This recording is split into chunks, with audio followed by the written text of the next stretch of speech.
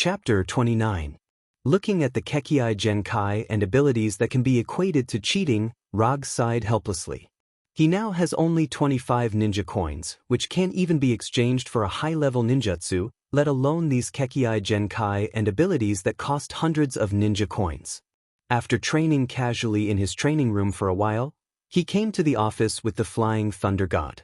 Because she didn't know Rog's criteria for accepting commissions, Erica recorded the clients and contents of the commissions in the past few days and organized them into a detailed document and handed it to Rog. Tani hasn't paid him for the commission yet, so Rog can't accept other commissions now. But to pass the time, he carefully browsed the documents organized by Erica. The commissions in it are similar to normal private detective commissions. Basically, they are commissions to find people or things.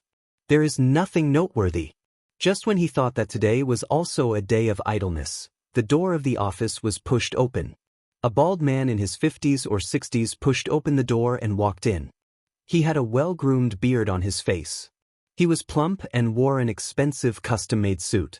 Although he kept a smile on his face, it gave people an invisible pressure. Just glancing at the man, Rog recognized his identity. The man who came in was no one else but Obadiah Stanny, who planned the kidnapping of Tani. Obadiah is one of the elders of Stark Industries. After Howard Stark's accidental death, he was the most promising person to become the chairman of Stark Industries. But unfortunately, Tani the Playboy later returned to Stark Industries, inherited his father's position, and showed an unparalleled talent for invention. Since Tani took over Stark Industries, Obadiah has become a green leaf around Tani. After knowing that he couldn't realize his ambitions through normal means, he began to consider other means to eliminate Tani, so there was the kidnapping of Tani. Although Obadiah hasn't said a word, Rog has guessed his purpose. If there is no accident, the purpose of Obadiah's visit must be to ask Tani how he escaped from Tenring Gang. Of course, Obadiah can't ask this question directly, but he will mention it in a roundabout way.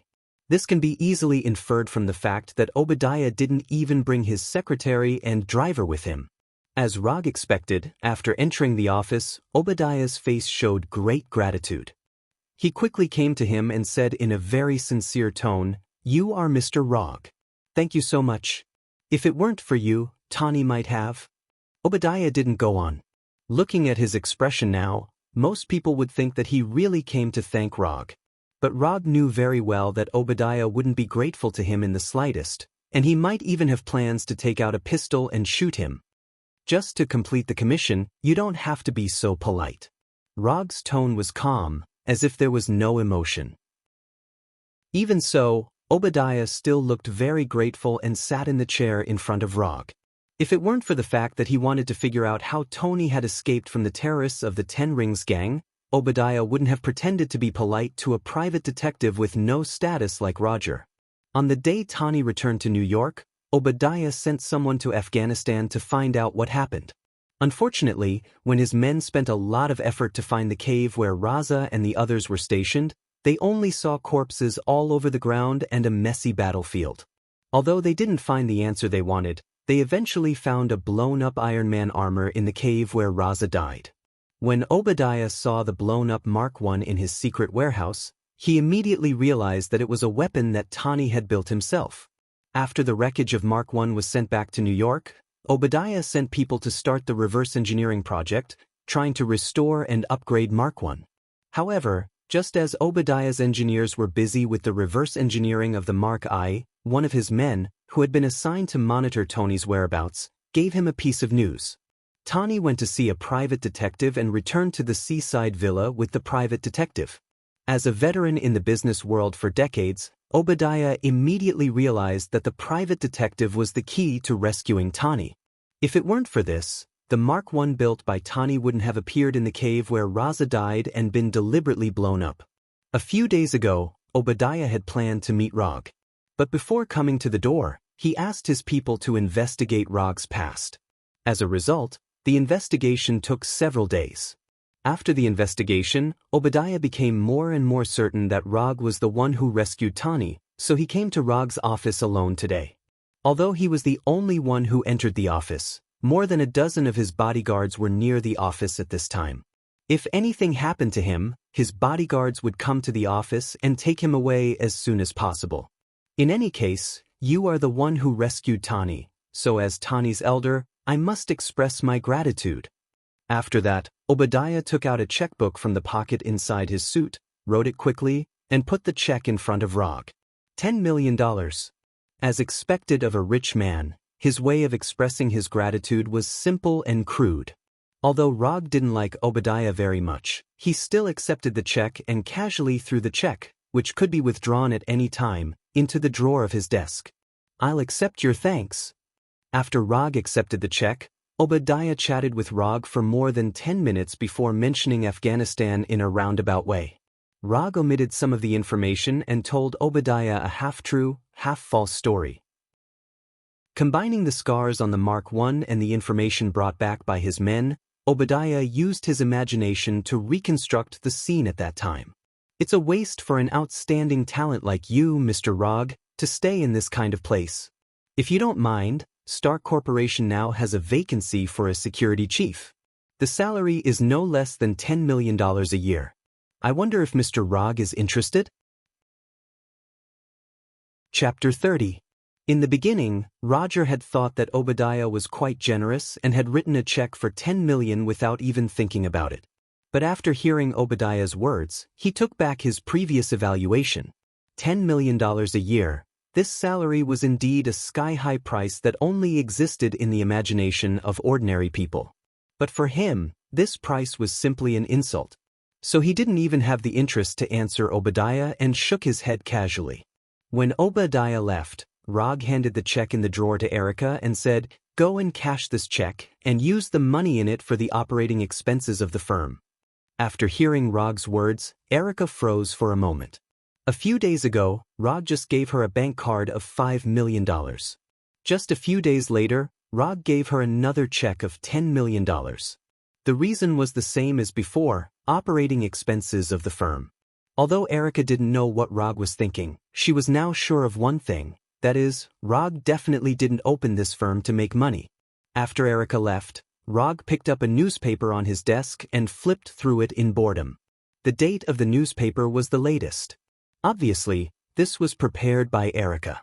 Erica didn't have any experience as an assistant, not even a decent job, but she still worked hard to learn how to become a qualified assistant. Of course, if ninja was a profession, then her experience was quite rich. Rog originally planned to read the newspaper to pass the time, but a report in the newspaper attracted his attention. The biological laboratory of the Fisk building was invaded in the middle of the night, and 15 security guards died. Fisk building? Could this be the work of Frank the Punisher? Thinking of Punisher Frank's inexplicable appearance in the Fisk building last night, Rog became more and more sure that he was the one who did this invasion. After he made the 3 duels with the Punisher, he had been waiting for the Punisher to make a move. However, the Punisher seemed to have completely forgotten about this matter. It had no intention of attacking him at all. It didn't even have the slightest interest in approaching the firm. Although Rog didn't know what the Punisher was up to, he wasn't worried about his safety at all. If he could be so easily ambushed, he would have died in those strange vengeance long ago. Just as Rog was considering whether he should ask Erica to bring some Chinese food back, the door of the firm was pushed open again. The person who came in was not a client, but a delivery man wearing a Federal Courier uniform. "Are you Mr. Rog? Here's a delivery for you." It was a very normal thing for a courier to deliver a package to someone's door. But after hearing the courier's words, Rog immediately noticed that something was wrong.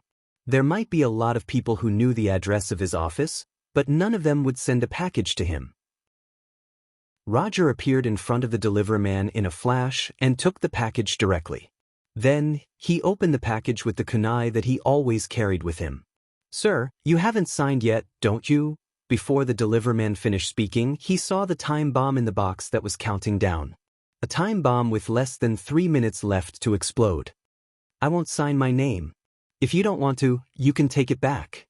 After hearing Rog's words, the shocked deliverman finally recovered from the shock. He quickly shook his head and ran away without looking back. After seeing the time bomb, Rog's first reaction was that the bomb was sent by the Punisher.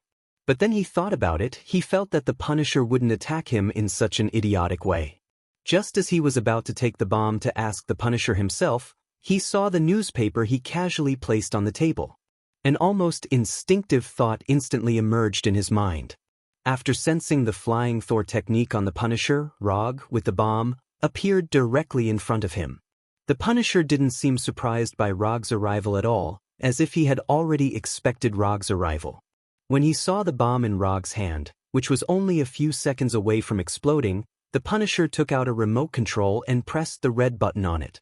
The moment the Punisher pressed the button, the timer on the bomb instantly went to 0. There was no explosion, no flames, only smoke that looked like a prank. After the timer reached 0, the hidden holes on the bomb spewed out white smoke, and at the same time, a Christmas song sounded. Amidst the cheerful rhythm of the song, the Punisher stood up from his chair and silently walked up to Rog, taking the prank bomb from his hand. "This is a prank bomb I bought from a player's shop. I gave it to you because I want you to come over personally." The Punisher's tone was calm, as if he was just joking with Rog. Rog didn't say anything. He just looked at the Punisher, who was acting a little strange. "I've seriously considered your suggestion last time.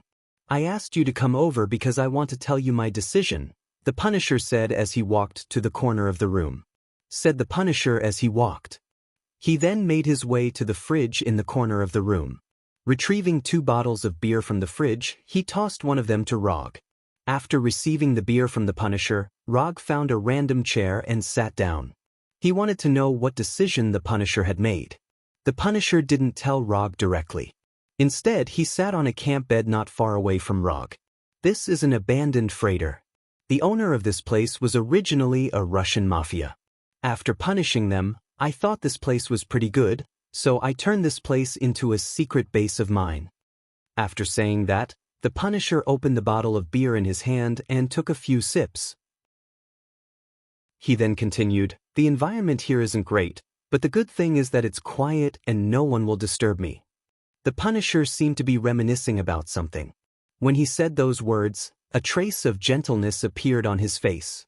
Looking at the Punisher's expression, Rog didn't know what to say all of a sudden. All he could do was continue to play the part of a listener. In the next few minutes, the Punisher continued to talk, but he didn't mention what his decision was. Rog didn't know if it was because he was in the cargo ship's cabin, but he felt a little hot. In order to relieve the uncomfortable heat, he opened the bottle of beer in his hand and took a few sips.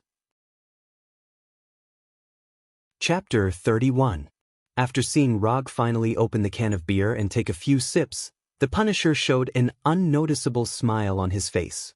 "I don't want to interrupt you, but you've been talking for so long and you still haven't said what your decision is. Let's get to the point. What's your final decision?"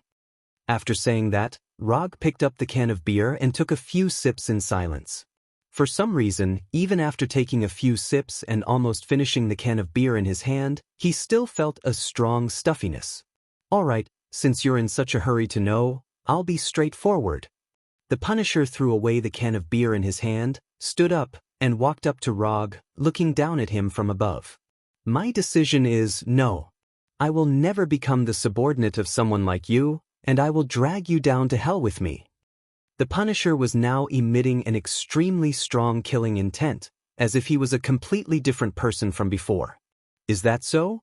If that's the case, then it seems like our previous agreement will be voided." Facing the Punisher's strong killing intent, Rog still looked calm, as if he didn't notice the Punisher's killing intent at all. "Are you going to resist first, or are you going to obediently wait to be captured? Although both options will end in the same way, I don't mind giving you one last chance to choose." The Punisher had made it so obvious that Rog had completely given up on the idea of subduing him. Although the Punisher's abilities were decent and he would be useful as a subordinate, Kieran didn't need a disobedient subordinate. 3-legged toads were hard to find, but 2-legged people were everywhere. The Punisher's abilities might be valuable to others. However, in Rog's eyes, he was only slightly decent. "I know I'm no match for you, but that doesn't mean I can't drag you down to hell with me. I've done enough in my life, and it's time to end it. Besides, if I can drag someone like you down to hell with me, I have nothing to regret." The Punisher had no intention of attacking Rog or running away. Instead, he went to the fridge and took out a can of beer. As far as he was concerned, his attack was complete. As for the rest, he just had to leave it to time. Sigh. To be honest, I'm not surprised that you've made this decision. Rog sighed helplessly before continuing, but I didn't expect you to come up with such a crude plan. If I'm not mistaken, you must have done something to the beer. You appear to be reminiscing about the past, but your real goal is to make me drink that can of beer. Rog didn't know if it was an illusion, but the stuffy feeling was getting stronger and stronger. He even felt some obvious discomfort. That's right, I did tamper with the beer. However, the beer isn't the real point. It would be better if you drank the beer. After saying that, the Punisher, who had been leaning against the fridge, suddenly showed an expression of extreme pain. His whole body trembled violently and uncontrollably. Time's up. Seems like I'll have to leave before you. No matter what, I'll be waiting for you in hell. The Punisher said loudly to Rog in a painful and frenzied tone. His eyes were also bloodshot because of the intense congested blood. The beer is just a cover.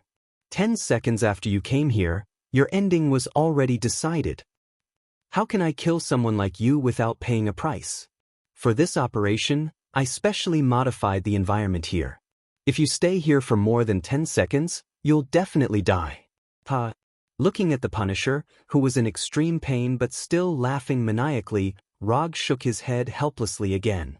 Actually, before I came here, I knew you had other intentions this time. Rog changed his sitting position and continued, So, the person who came here wasn't me. After hearing Rog's words, a puzzled look appeared on the Punisher's painful face. Let me guess. There are actually 3 aspects to the preparations you made this time. If I'm wrong, you can correct me. First, the time bomb. It's normal that there are no explosives in the bomb, because if there were, you wouldn't have been able to send it. However, this bomb isn't your so-called prank toy. Although the gas coming out of it doesn't look strange, I'm guessing that the gas should be some kind of deadly gas. It's very likely that it's the thing you stole from the biological laboratory in the Fisk building. Of course, you didn't expect this bomb to be effective because there are too many uncontrollable factors. For example, it might be damaged midway, delayed delivery, or not delivered to me at all. These are all possible.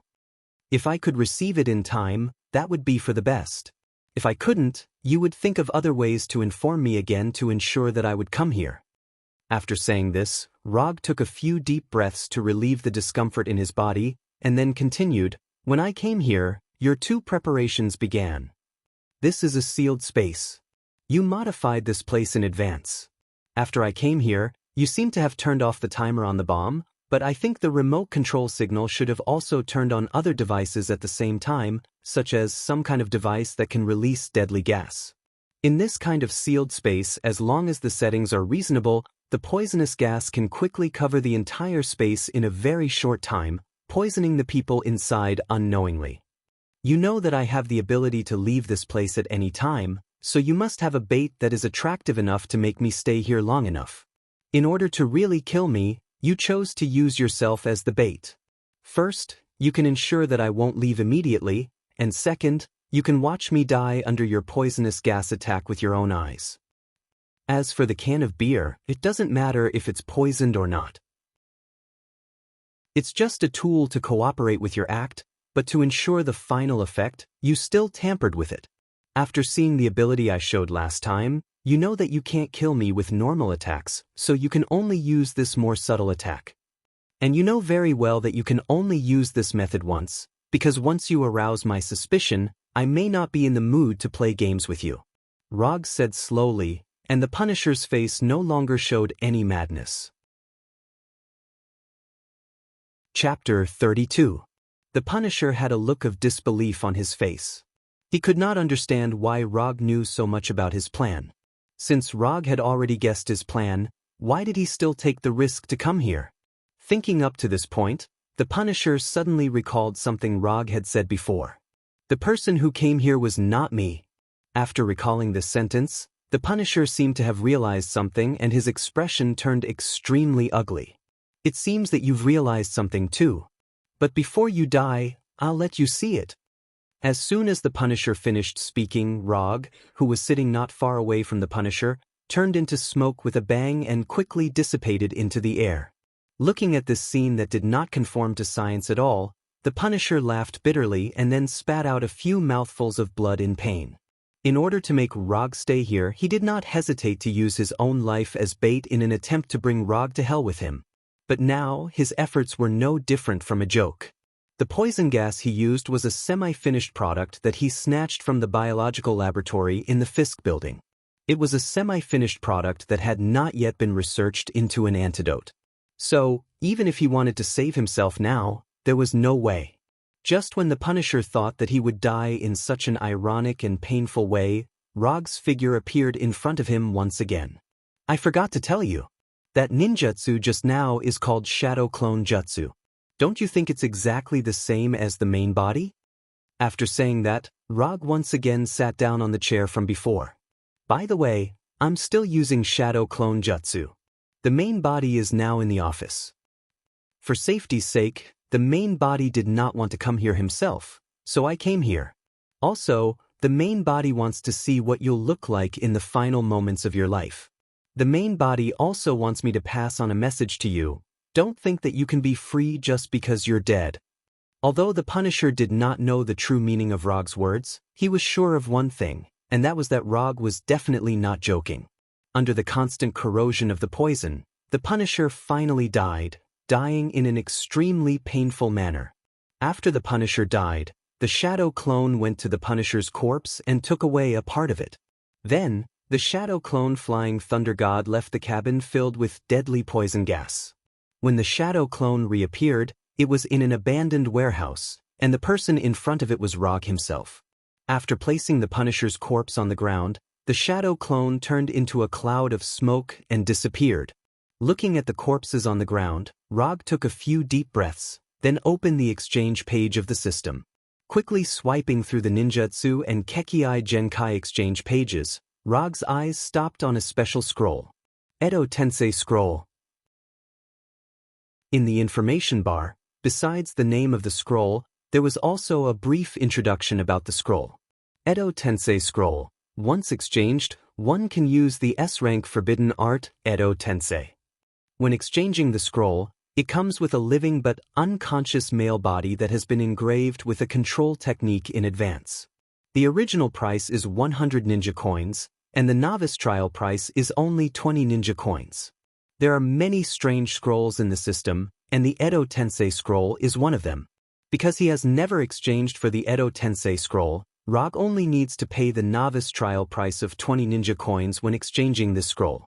Without hesitation, Rog directly exchanged this Edo Tensei scroll that only costs the novice trial price, and got a living and unconscious male body that has been engraved with a control technique in advance. The use of the Edo Tensei scroll is very simple. It can be used by inputting chakra.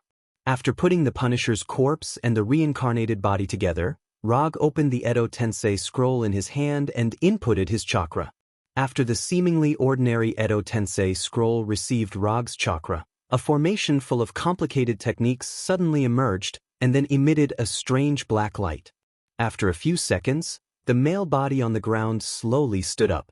Clouds of dust appeared around the male body that stood up, and under the cover of the dust, the body began to transform into the appearance of the Punisher. The transformation process was very short, and a few seconds later, the Punisher with the Edo Tensei body appeared in front of Rog. I am alive? The Punisher looked at his hands in confusion, somewhat unable to accept this fact. Yes, you are alive in another form. Rog was not in the mood to explain to the Punisher what Edo Tensei is. Under the Punisher's incredulous expression, he connected his mind to the control technique on the Punisher and directly erased the Punisher's emotions and will. What he wanted was a subordinate who could obey his orders 100%, not an enemy who wanted to kill him all the time. After his emotions and will were erased, the Punisher's eyes also turned from confusion to calmness. Although he still retained his past memories and experience, he no longer had his past emotions, and he was 100% obedient to Rog's orders. Test this body and see how much of its previous abilities it retains. After hearing Rog's order, The Punisher did not hesitate and immediately moved his body to test his condition.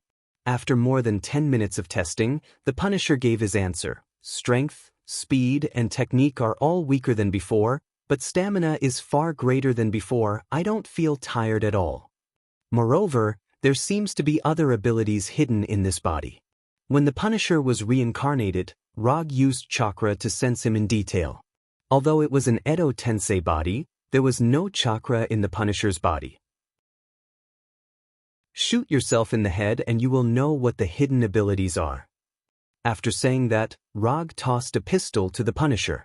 After receiving the pistol from Rog, the Punisher did not hesitate at all. He pointed the gun at his temple and pulled the trigger. Bang! After the gunshot, a big hole appeared in the Punisher's head. However, he did not fall, and no blood flowed out of the wound on his head.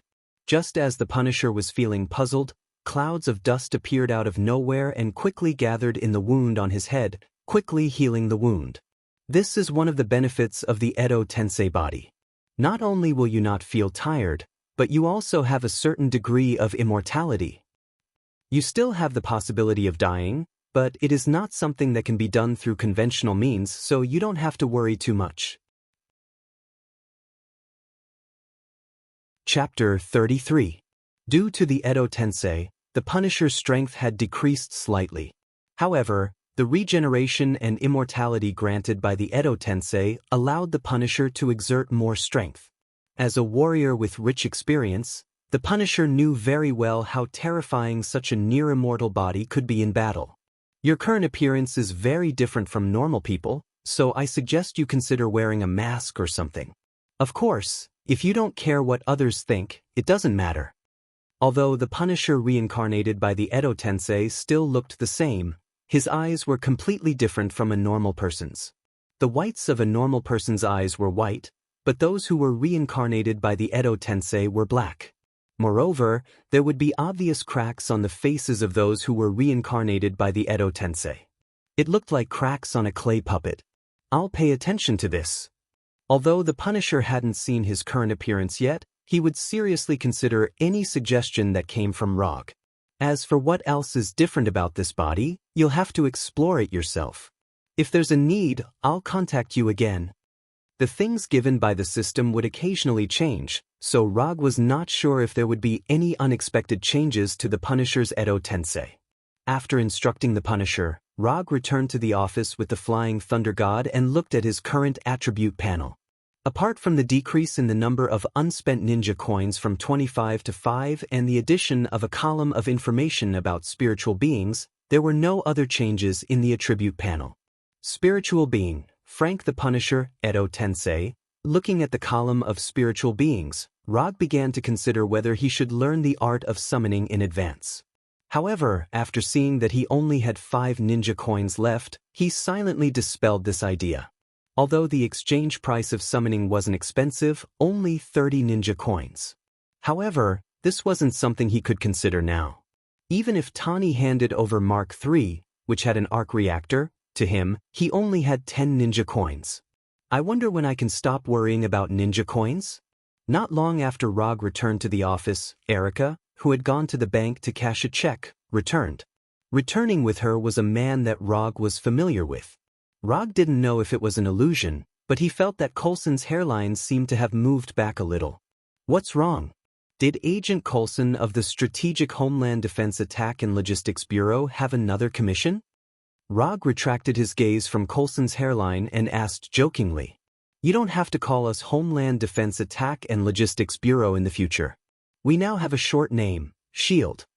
This is definitely one of your wisest decisions this year." After hearing the familiar name of SHIELD, Roger praised them from the bottom of his heart. Let's not talk about the name for now.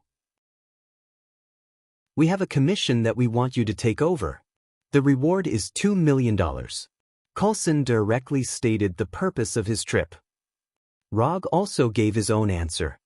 You don't even know the content of the commission. Isn't this a bit too casual? Coulson didn't expect Rog to give such a simple and rude answer. I plan to think about the meaning of life recently, so I don't plan to accept the commission. Before Tani handed over Mark III, Rog couldn't accept the commission even if he wanted to, because the commission would never pass the system's judgment. Coulson didn't believe a word of Rog's statement. But even so, he gave up his plan to persuade Rog, and instead, he talked to Rog about another thing. If it's convenient for you during this time, our director would like to make an appointment to meet you, in private. After that, Coulson took out a business card with only a phone number printed on it from his jacket pocket. You can just call this number directly when the time comes. Coulson put the business card in front of Rog and then left the office. Time flew by in a flash. 2 weeks after Rog transformed the Punisher into the Edo Tensei state, he received a call from Tani. The Mark III you want is ready, you can come and get it at any time. For some reason, Tani's tone sounded a little depressed and tired. After hanging up the phone, Rog didn't hesitate and flying Thunder God directly to Tani's garage. After seeing Rog's arrival, Tani wasn't surprised at all. He casually pointed to the Mark III next to the garage. Rog didn't go directly to his Mark III. Instead, he asked Tani in confusion, "How did you become like this?" Right now, Tony was like a depressed patient who had been suffering from insomnia for a few days. His entire being was in an abnormal state of depression. "I went to Jamila a few days ago. Do you know Jamila? That's Ethan's hometown." At this point, Tony's gloomy aura became even heavier. "Ethan saved my life, but the people in his hometown were hurt by the weapons I invented. Isn't this ironic? Ethan saved an executioner who hurt the people in his hometown." Tani poured a few mouthfuls of liquor into his mouth. Beside him was a bottle of liquor that was about to be drunk by him. Rog didn't speak and silently acted as a listener.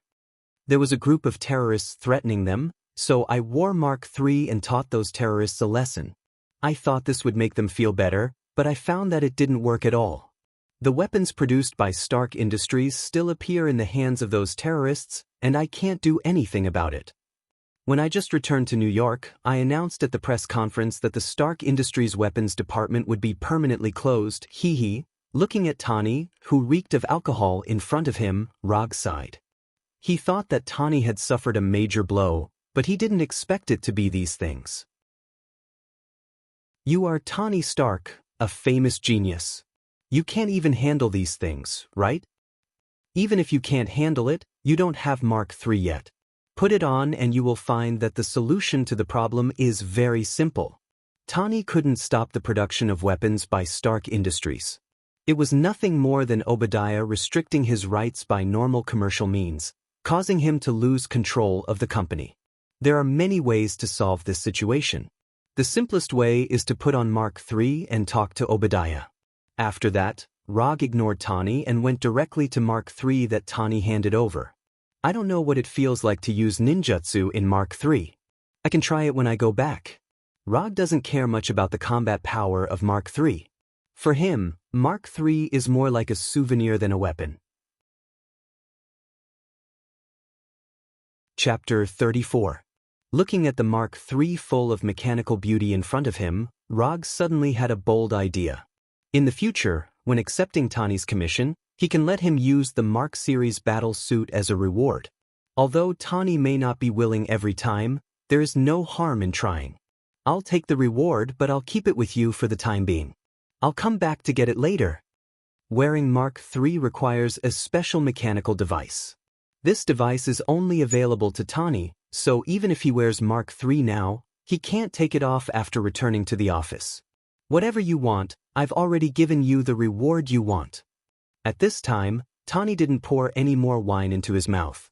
After hearing Rog's advice, he began to seriously think about how to regain control of Stark Group. It was indeed a good idea to wear Mark III and have a chat with Obadiah. But Tani doesn't intend to do this. Obadiah limited his power in the company through the board of directors, which is a legitimate business method, which is why the members of the board of directors support him. If he threatens Obadiah through Mark III, he won't be able to regain control of the company. This behavior alone is not what he likes. Obadiah's weakness must be found in order to regain control of the company by reasonable means. Thinking of this, Tani looked at Rog, who was admiring Mark III. "I have a commission now. I hope you can accept it. As for the reward, you can ask for it." Mark III can be a reward, so Tani naturally won't care about other things and said with great pride. If your commission is for me to collect information about Obadiah, then I advise you to give up. Rog is 100% sure that this kind of commission will not pass the system's judgment. But aren't you a ninja? Do ninjas pick tasks? Tani asked, very puzzled. I don't know what other ninjas are like, but I'm a principled ninja, so I won't take any commission. Although a commission scroll only costs 1 ninja coin, it's still meat no matter how small the mosquito leg is. There was no need to waste a scroll on a commission that obviously couldn't pass the system's judgment. This is his experience in the past 3 years of using ninja coins. If you have other missions in the future, you can contact me again. As soon as his voice fell, Rog's figure disappeared in front of Tani and returned to the firm in an instant. After accepting Mark III, the mission status in the system immediately changed to the completed status. Content: Fight with Tani Stark wearing Mark III. Commission status: Completed. Commission reward: 5 ninja coins sent. After completing Tani's commission, Rog's ninja coins increased from 5 to 10. But in the next second, the number of ninja coins he had not consumed changed back to 5. 4 commission scrolls and 1 summoning scroll. When he received Tani's commission, Rog had used up his last commission scroll.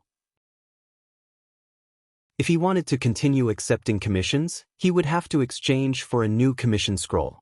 As for the summoning scroll, he planned to use it to store Mark III in the future. But because he hasn't learned summoning technique yet, even if he exchanged for a summoning scroll now, he can only put Mark III into a different space in the scroll, but there is no way to summon Mark III out of it. The price of summoning technique is not expensive, it only costs 20 ninja coins. If it goes well, he can take another mission and have enough ninja coins to exchange. When Rog left, Tani thought of a suitable candidate, someone who can help him spy on Obadiah's weakness. Little Pepper Potts. There are not many people that Tani can trust now, and Little Pepper is one of them. And Little Pepper's identity is destined to be the most suitable candidate. You help me do something. You go to my office and hack into the computer's mainframe and get all the recent load lists back. This should work. Tani didn't tell Little Pepper the reason and directly handed her a USB disk with the hacking program. It may be in the administrative documents. If not, it's in the hidden disk. You go and find the one with the smallest number. Looking at the USB disk in her hand, Little Pepper asked Tani, if I get it back, what are you going to do? It's still the same. As long as it's a secret transaction, I will stop it, find my weapon and destroy it. Little Pepper has seen Tani's appearance when he came back from Jamila last time, so she knows what Tani is talking about. Tani, you know I'm willing to help you do anything, but if you mess around like last time, I can't help you. I don't want to show off to anyone, nor for money, nor for any contract, I just want to do this, that's all. That's all? Then I resign. Little Pepper smiled bitterly, then threw the USB disk in her hand on the table. You have been by my side for so many years. When I made money by destroying others, you were also there. Today I want to save those who are threatened by my weapon, and you want to leave me?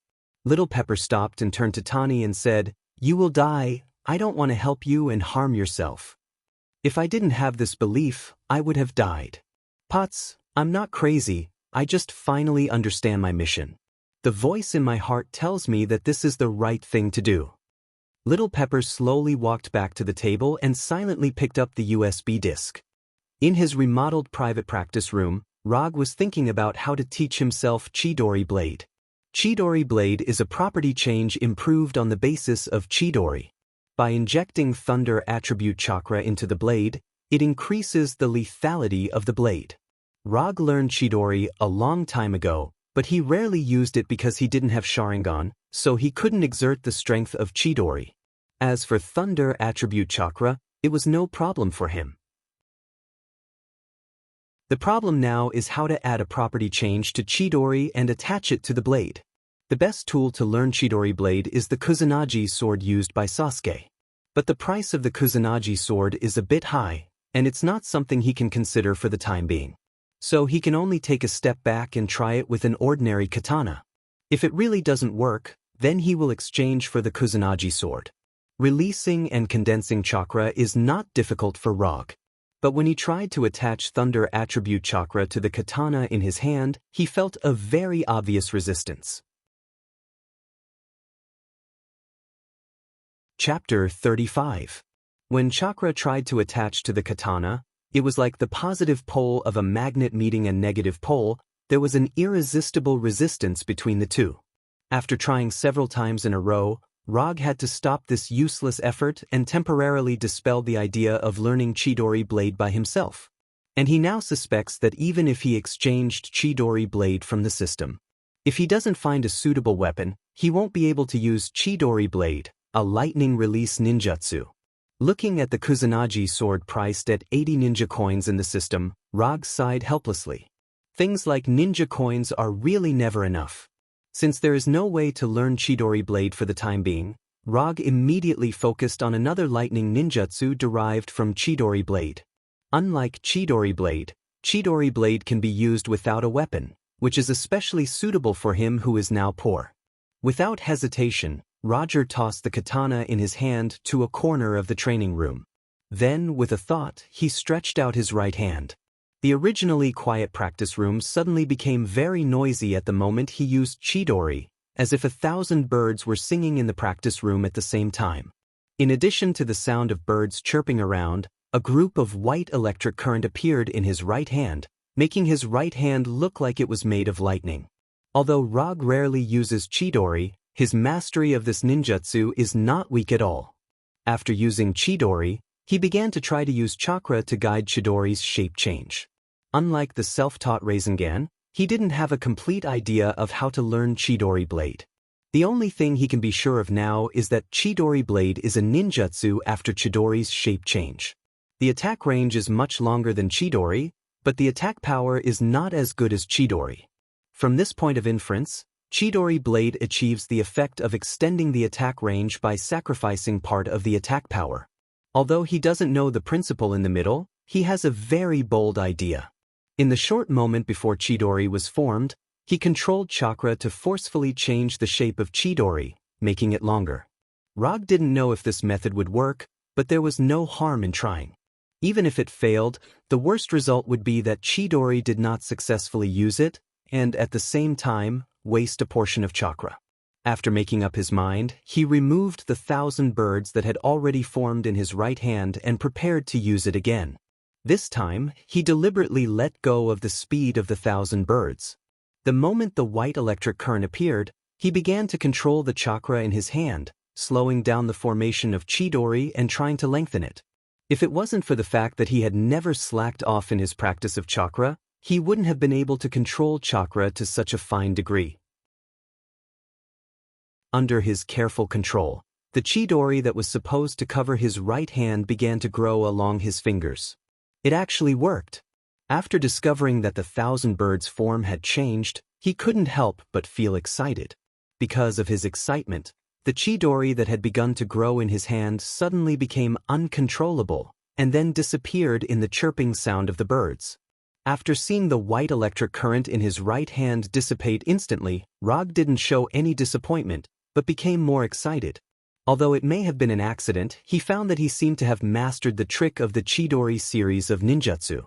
If Chidori is also divided into 4 stages like Rasengan, then the difference between Chidori blade, Chidori sharp spear, Chidori flow, Chidori thousand ben, and other derived ninjutsu is that the last stage of nature change or shape change.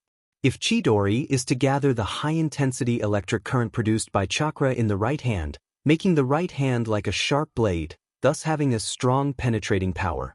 Then Chidori blade is to gather the electric current on the weapon, thereby increasing the lethality of the weapon.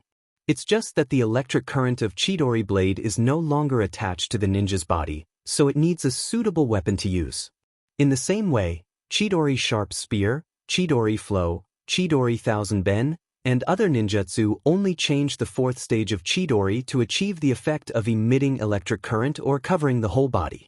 The specific operation will certainly be different in details, but the general principle should be like this. After clarifying this point, Rog didn't hesitate and once again began to learn Chidori's sharp spear. There was a very, very long gap between knowing the principle of something and being able to do it. After using up all the chakra in his body, he still couldn't successfully complete the learning of Chidori's sharp spear. The only result of his day was to extend the Chidori in his hand by about a meter.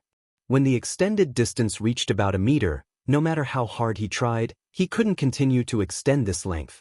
Chidori that is only 1 meter long is definitely not a Chidori sharp spear. At best, it can only be regarded as a Chidori sharp sword. Rog wanted to try other ways to see if he could extend this short 1 meter distance a little more, but the exhausted chakra in his body dispelled this idea. After changing the chakra control method, the length of Chidori changed from 1 meter to 1.5 meters, and then he once again consumed all the chakra in his body.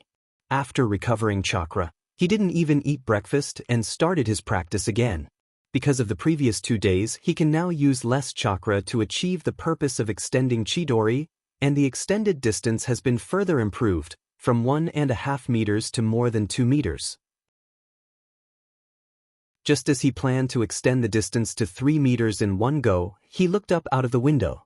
In the pitch-black night sky, he saw 2 people who were rapidly ascending. To be precise, he saw 2 Iron Man armors rising rapidly. Iron Man and Ironmonger fighting? After seeing this scene, he decisively gave up his plan to continue practicing, and the flying thunder god disappeared from the practice room. In the next second, his figure appeared on the top floor of the factory where the prototype of the arc reactor was placed. He left hundreds of flying Thor techniques in New York in order to get to the scene in time at critical moments, such as now. Not long after he came to the top floor of the factory, he saw a giant-like Iron Man armor falling rapidly from the air, like a meteorite falling from the sky. Just when he thought that Ironmonger would have a close contact with the ground like a real meteorite, Ironmonger regained its flying power, and then stumbled and landed on the ground. Chapter 36. Not long after Ironmonger stumbled to the ground, Tani, wearing Mark III, also landed on the roof of the factory. To be precise, he fell on the roof of the factory. After standing up, Tani immediately saw Rog standing not far away, and then roared angrily, "I called you more than 20 times, and you didn't answer any of them." Really? Why didn't I know? Rog never brings his cell phone home, and he doesn't think anyone will look for him for personal matters. As for business, it can be solved directly at the firm. Just as Tani wanted to continue complaining, Ironmonger fell from the sky and quickly came behind him, throwing a thunderous punch at him. Tani couldn't dodge for a while, and his whole body was knocked out by Ironmonger, drawing a spark mark on the ground. At the moment when Ironmonger appeared, Rog instantly retreated more than 10 meters, taking the initiative to avoid the fighting area between Tani and Ironmonger. After hitting Tani, Obadiah in the Iron Man armor immediately saw Rog not far away, and then without thinking, he raised his left hand towards Rog. The Gatling gun on Ironmonger's left hand rotated wildly, and countless bullets flew towards Rog. When the first bullet hit Rog, he turned into a cloud of smoke with a bang and quickly dissipated in the air. Shadow clone. It was only the shadow clone left by Rog that was hit by the bullet. As for himself, at this time, he was like a crow, standing on a lightning rod antenna dozens of meters away. "I just came here to watch the show. Why are you targeting me like this?" Rog silently complained. Although Obadiah in the Iron Man armor couldn't hear him, he raised his left hand again without hesitation after seeing his figure.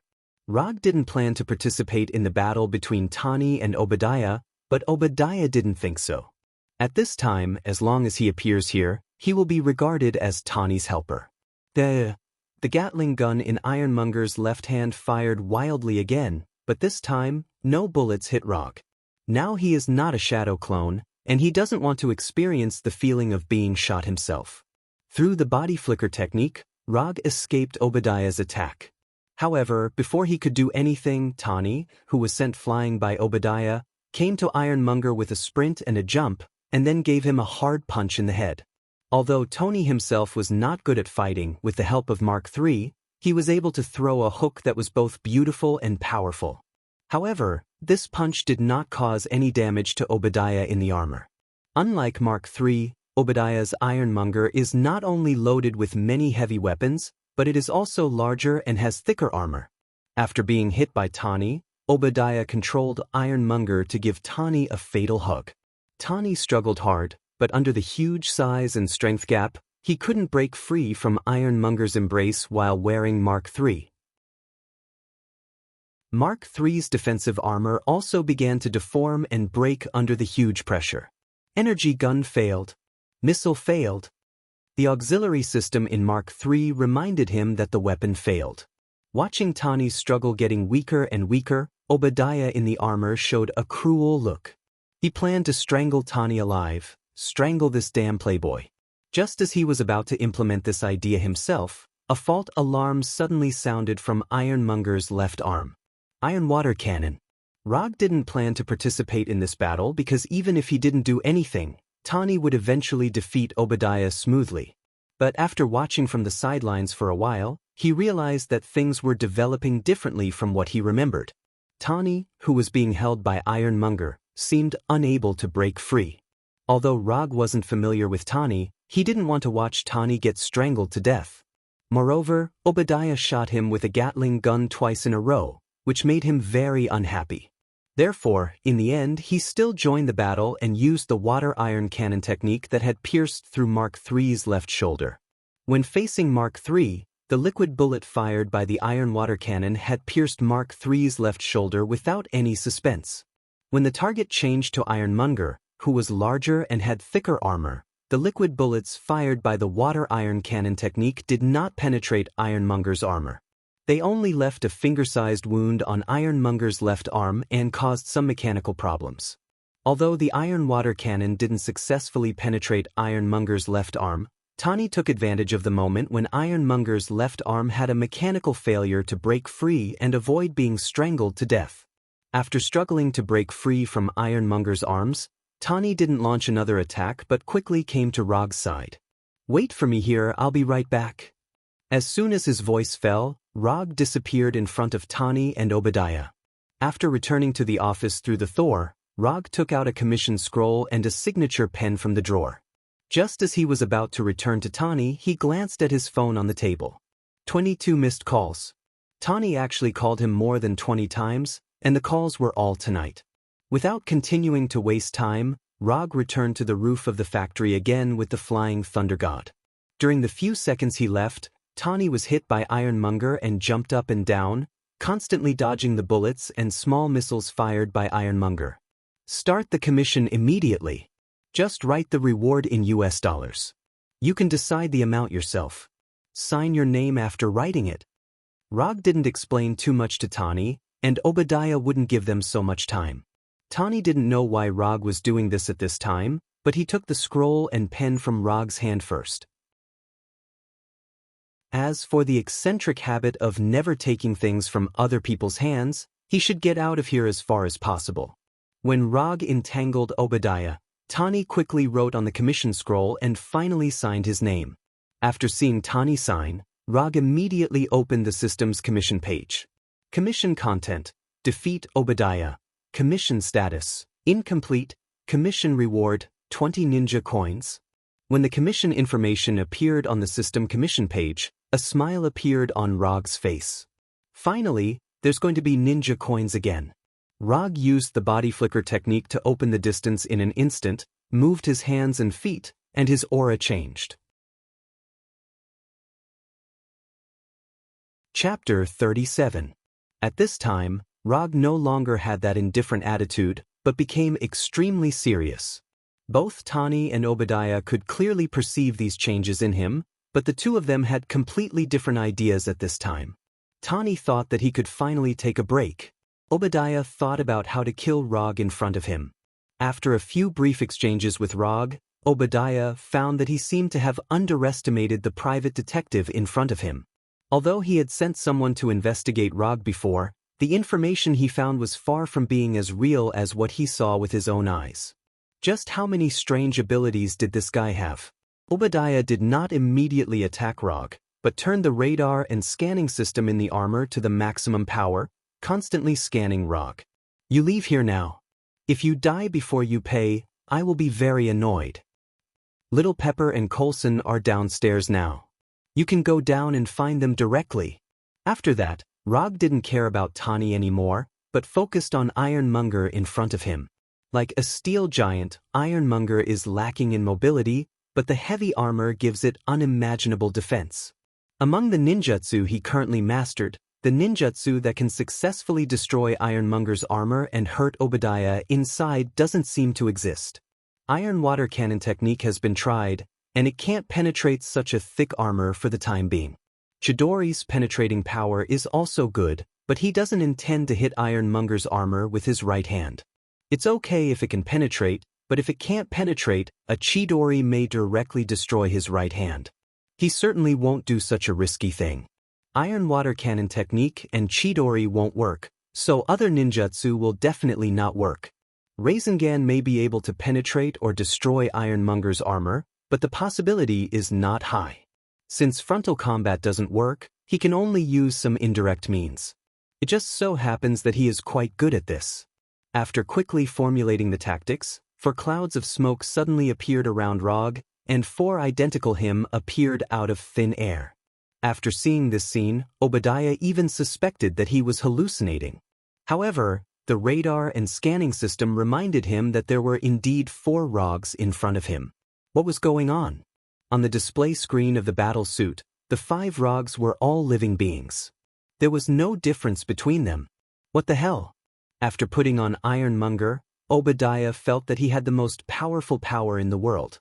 But now, he began to suspect that other than technology, there were other magical powers that were not inferior to technology at all. Just as Obadiah was letting his imagination run wild, the 5 Rog in front of him suddenly ran toward him. In the blink of an eye, he was surrounded by 5 Rogs. Before he could react, a strange and irresistible mysterious power suddenly enveloped him, depriving him of his ability to move. Fixed body spell. Rog intended to recreate the treatment that Black Sky enjoyed on Obadiah, but he soon found that this tactic could not work on Obadiah.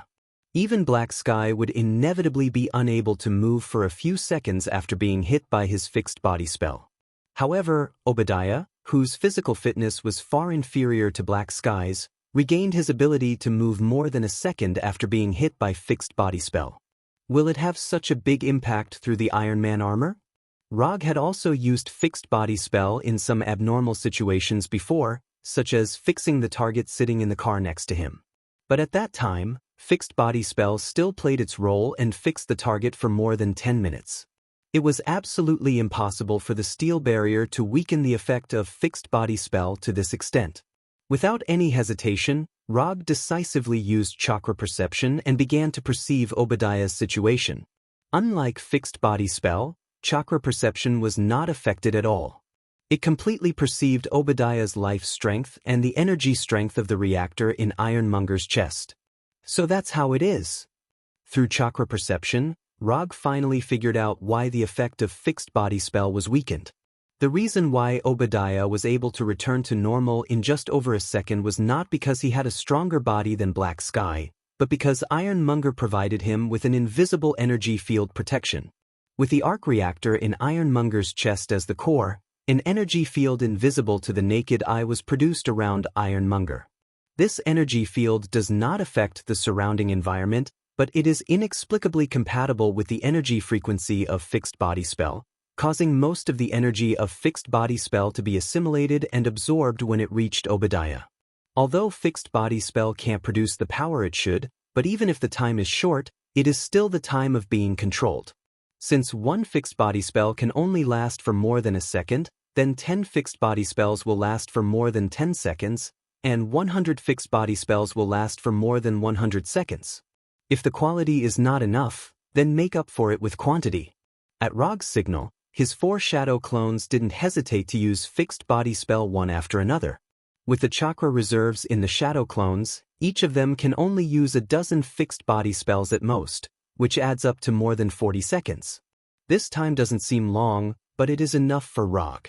As the shadow clones cast fixed body spells on Obadiah one after another, Rog turned his right hand into a pistol and aimed his right index finger at the arc reactor in Ironmonger's chest. If I can't penetrate it in one shot, Then I'll hit it a few more times. In the following time, Rog kept firing iron water cannon at Ironmonger at a rate of 1 shot per second. Although Obadiah was immobilized by fixed body spells one after another, he still has the ability to think. He is not a scientist, but he knows very well that once Ironmonger's arc reactor is destroyed, the powerful Ironmonger will become a pile of immobile scrap iron. No, this can't go on. Obadiah tried to control Ironmonger, but he can't even move a finger. Just when he thought in despair that he would die here in such an aggrieved way, he suddenly thought of a hidden function on Ironmonger. Under normal circumstances, Ironmonger is just an Iron Man suit controlled by the controller inside the suit. But when leveling up Ironmonger, Obadiah suddenly thought of an extreme situation. When the controller lost consciousness or the ability to move, how could Ironmonger take the controller away from the battlefield or continue the battle? With this in mind, he asked the engineers to add a control mode called Cold-Blooded to Ironmonger's system. Chapter 38. If it wasn't necessary, Obadiah would never have the intention to activate Cold-Blooded mode. But he knew very well that if he didn't activate it now, he would never have the chance again. While Ironmonger was unable to move, Rog kept using the iron water cannon technique, intending to use it to smash the strongest armor on Ironmonger's chest. Only by destroying the defensive armor on Ironmonger's chest could he destroy the arc reactor on Ironmonger's chest and make the steel giant completely lose his ability to move. Looking at the screen in front of him constantly updating the damage data, Obadiah felt regret for the first time. Just when he thought he could only watch the arc reactor be destroyed, he suddenly found that he had temporarily regained some ability to move. But this state only lasted for a short second before it completely disappeared, and he was once again deprived of his ability to move. But this discovery immediately rekindled the fire of hope in him. As long as he could do it again, even if it was only for a second, he could smoothly activate Cold-Blooded mode. As he prayed, the immobilization spell's effect disappeared once again. Without any hesitation, Obadiah decisively pressed the start button of Cold-Blooded mode. Cold-Blooded mode activated. Autonomous mode activated. Weapons system check. Defense system check. Energy system check. Driver's life status check. Surrounding environment check. Lock on attacker. Autonomous attack activate.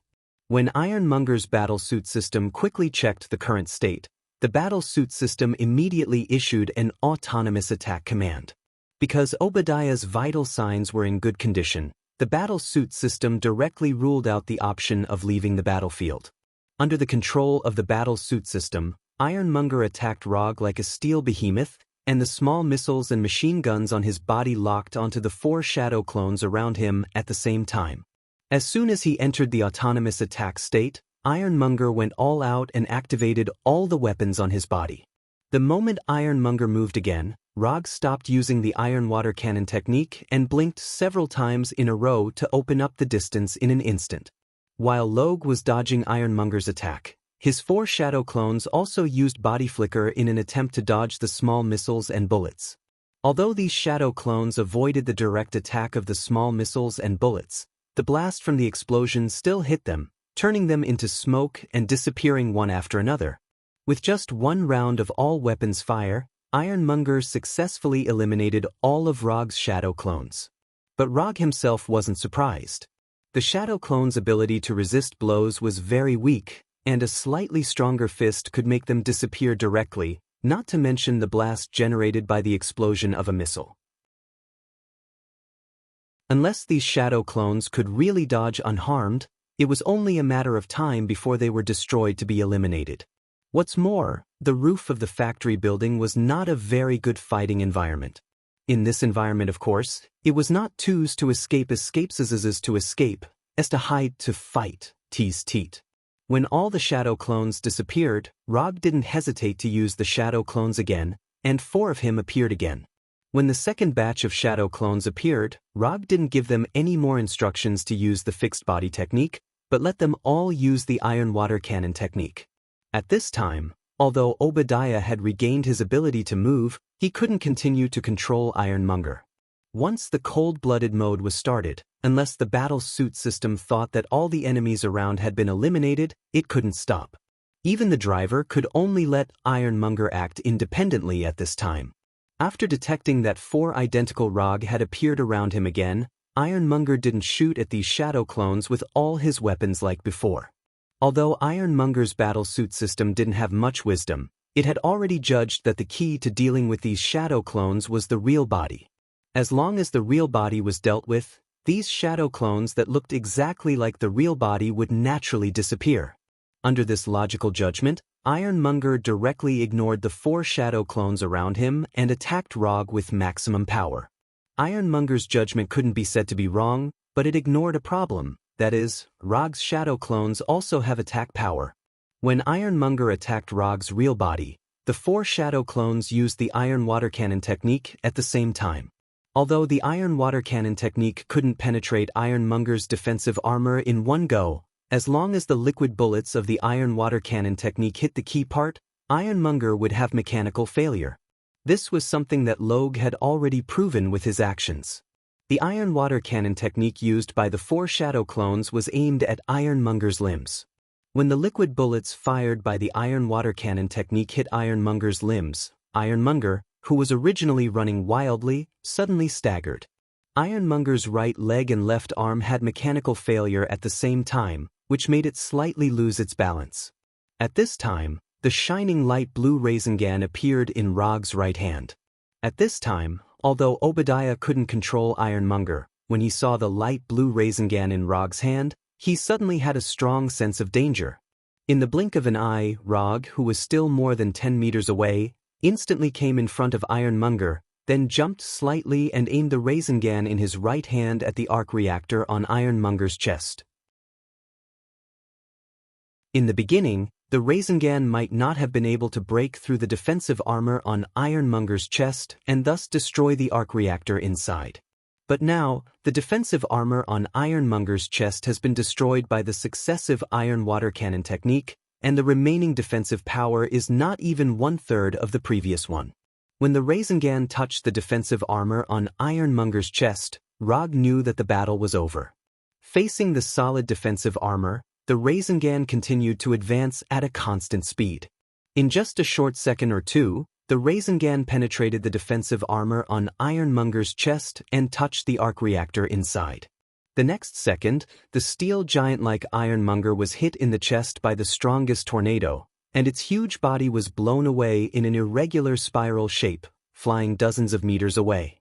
Ironmonger, who was blown away, tried to regain its balance by flying, but there were bursts of dazzling electric sparks around its body. Not only that, but Ironmonger's steel-made limbs also showed an abnormal distortion at this time, as if a person's limbs were forcibly twisted. Chapter 39.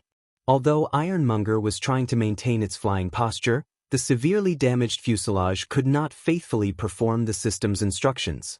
After holding on for a while in the sky, the several-meter-high Ironmonger fell to the street like a real meteorite, smashing a very obvious crater. Boom! The huge impact attracted the attention of everyone around, including Tawny and Little Pepper, who had not left at this time. Beside Tawny and Little Pepper was Agent Coulson with a slightly high hairline. On the roof of the factory, looking down at the completely scrapped Ironmonger, Rog finally breathed a sigh of relief. If Rasengan can't successfully destroy Ironmonger's arc reactor when the defensive armor is almost destroyed, then he can only compete with the arc reactor to see whose endurance is better. Although Ironmonger was destroyed, Obadiah, who was inside Ironmonger, didn't suffer too much damage. When he struggled to open Ironmonger's cockpit, the first thing that appeared in front of him was Tawny wearing Mark III. Tawny wanted to teach Obadiah a good lesson, but before he started, he finally gave up the idea. After finding that Tawny had no intention of venting, Coulson gestured to the SHIELD agents behind him. After escorting Obadiah to the car, the SHIELD agents turned back. And this time, they drove a truck that was big enough to carry Ironmonger. "What do you want to do?" Even if his reaction was slow, Tawny realized that something was wrong and immediately stopped the SHIELD agents. "Obadiah is temporarily detained by SHIELD. As for this Iron Man armor, it is the most direct evidence that he threatens public safety, so we need to take it back. Coulson explained with a serious face. You're fooling a 3-year-old. How can you come up with such a lame reason? While answering Coulson, Tani quickly scanned the current state of the Ironmonger armor with Mark III's scanning program. 73% damage. The core energy is destroyed. The power system has been destroyed. The body is in a severely damaged state. There is a risk of the internal weapons going out of control. It is recommended to leave as soon as possible. After seeing the system feedback, Tani did not continue to stop these SHIELD agents, but silently said, if I were you, I would definitely stay away from that big guy. Although Tani didn't say it clearly, no one present was stupid, so they knew what he was trying to say. After giving her a kind reminder, Tani walked up to Little Chili Pepper and hugged her by the waist. He then flew away without looking back. After Tani and Little Chili left, Coulson was considering whether to arrange for other professionals to come and deal with the severely damaged Ironmonger. However, before he could come up with a decision, the severely damaged Ironmonger made his own decision. Boom, boom, boom. The missiles on Ironmonger that had yet to be launched self-destructed one after another. Amidst the violent explosions and flames, Ironmonger completed the entire process of being destroyed and completely scrapped. After confirming that Ironmonger had completely lost its ability to move, Rog directly returned to the office with the Flying Thunder God and then sat down on the sofa. The battle with Ironmonger did not make him feel any pleasure. The fight was fought and he won, but he was not happy at all. In his boredom, Rog took out the commission scroll written by Tani and wanted to see how many US dollars Tani had written. Although no matter how many US dollars it would not affect the sending of ninja coins, but he still wanted to see what kind of price Tani would write. After opening the scroll, he saw a number that was not very amazing, but definitely not small. 50 million US dollars. He didn't know if Tani did it deliberately or just casually. His commission reward this time was exactly 1,000 times the reward of the last Coulson commission. 50,000 US dollars or 50 million US dollars. For him, it was just icing on the cake. If it wasn't for ninja coins, who would be willing to earn this hard-earned money all day long? Wouldn't it be better to stay at home and watch TV and play games? Just as he put down the scroll in his hand, his phone that he almost never carried with him received a transfer message. The transfer amount was exactly 50 million US dollars. When the transfer was completed, the commission mission in the system was also updated immediately. Commission content: defeat Obadiah. Commission status: completed. Commission reward: 20 ninja coins. The number of ninja coins that Rog had not consumed also changed back to 25 at this time. After receiving the ninja coins, he used Chakra's perception to sense the Punisher's current location. Then he used the Flying Thor on the Punisher to directly teleport to him. This Flying Thor was a new technique he left behind after the Punisher completed the Edo Tensei. Leaving the Flying Thor technique on his Fae is not a routine operation, but for the current Rog, this is the best way. Who asked him to not know spirit connection now? After the Punisher was reincarnated from the Edo Tensei, Rog didn't give him any missions. He would only check on the Punisher's condition from time to time to see if there were any abnormalities or if he would attract some existences that he couldn't fight against. Although ninjutsu is magical, there are many things in this world that are more magical than ninjutsu. Especially Edo Tensei, a ninjutsu that involves life and death and soul, who knows what kind of chain reaction it will cause. So he decisively followed his heart's choice and first used the Punisher's Edo Tensei to test the limelight. If there is no big impact, then he doesn't mind implementing his crazy plan. According to the situation in the past few days, the Punisher that was reincarnated by the Edo Tensei did not encounter any accidents. Everything seemed to be very calm, at least it seems so for now. Now I'll give you a mission. I want you to go to a country called Wakanda, and then bring out 2 things from there. One is a rare metal unique to Wakanda called vibranium, and the other is a plant called heart-shaped grass. Among these 2 things, vibranium is a must, and the amount can't be too little, at least enough to make a katana. As for the heart-shaped grass, It depends on your own fate. If possible, bring the heart-shaped grass back. If you can't find the heart-shaped grass, vibranium will do. Although Wakanda has high-tech not known to the outside world, Rog is not very worried about the Punisher's safety. For the Punisher with the Edo Tensei body, Wakanda is at most a country with slightly more advanced weapons. No problem. I'll go now. The Punisher quickly agreed to Rog's order. To be precise, the option of refusing did not exist in his mind.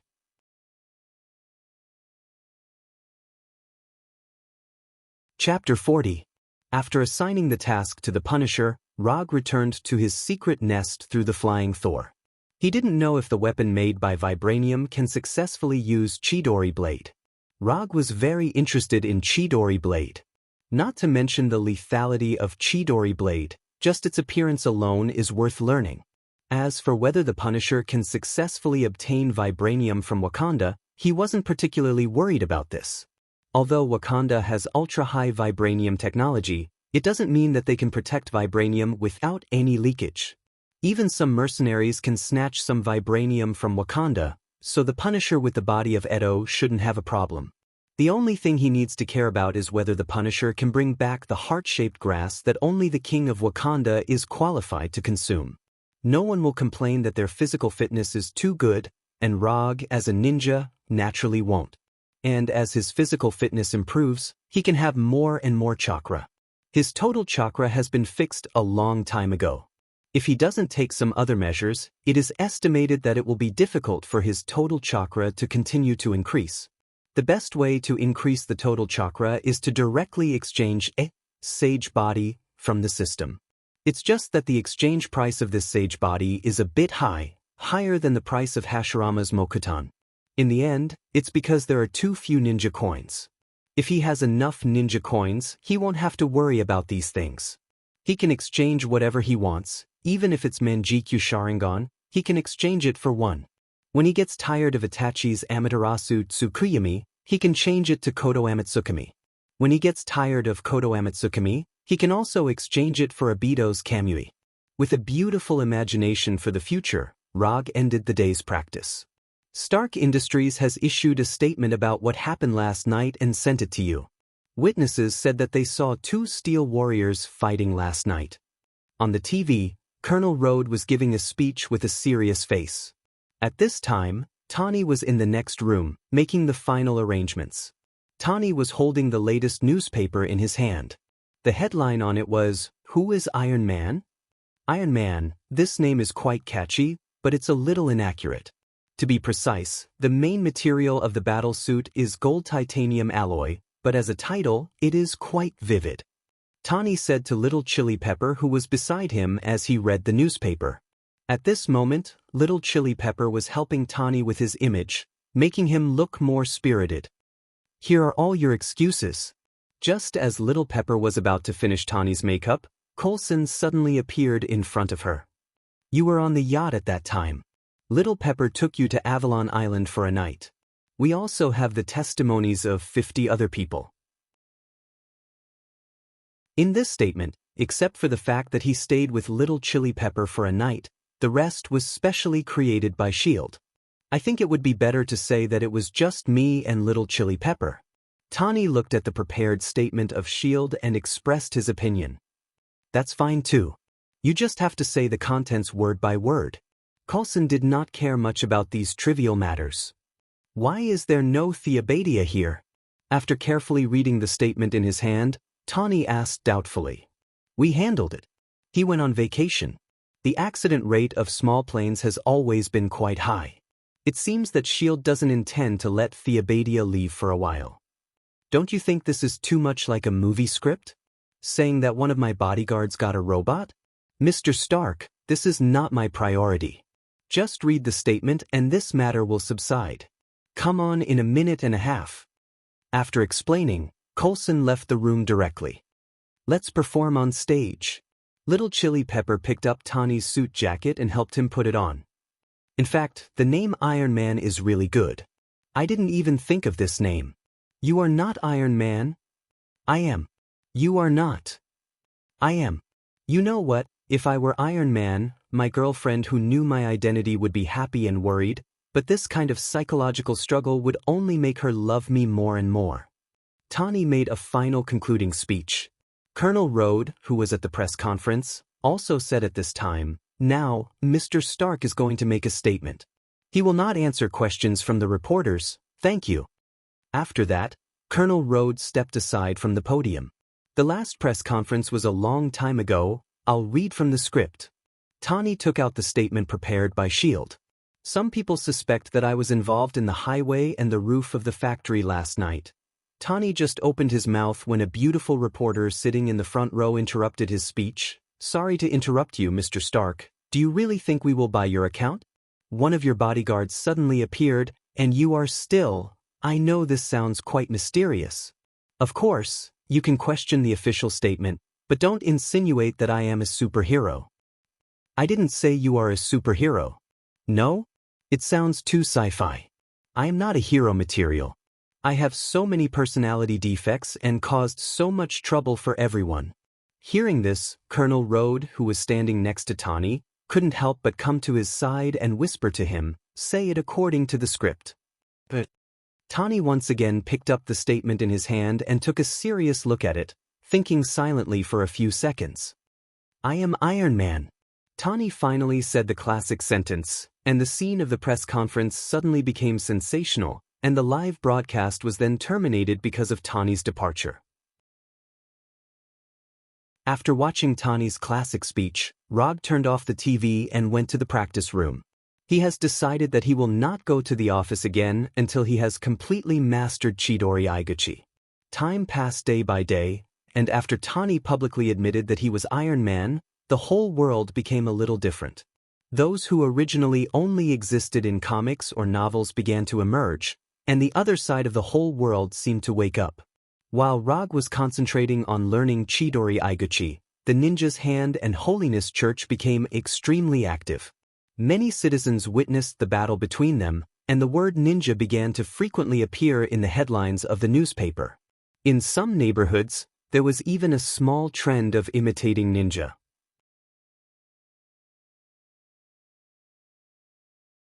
Chapter 41. After staying in his secret nest for a week, Rog finally ended this kind of continuous practice day and night. After this period of practice, he successfully extended the attack range of Chidori Sharp Spear to 5 meters, and after thoroughly mastering Chidori Sharp Spear, he also took the opportunity to learn Chidori Flow in one go. So in his attribute panel he also successfully gained 2 lightning ninjutsu, Chidori Sharp Spear and Chidori Flow. Although the emergence of Chidori Sharp Spear and Chidori Flow did not increase his strength significantly, it provided more possibilities for him to fight. After a comfortable bath, Rog came to the office through the door. Compared to a week ago, there were obvious changes in the firm. After buying this place and transforming it into the office, Rog has not done any decoration here. The entire office is a large room of 60 or 70 square meters. Now, the office is divided into 2 different rooms. Inside is Rog's office, and outside is Erica's office and client reception. Although the area is not large, it has begun to show some signs of a formal office. After pushing open the door and coming to the reception outside, Rog saw Erica and 2 men sitting on the sofa.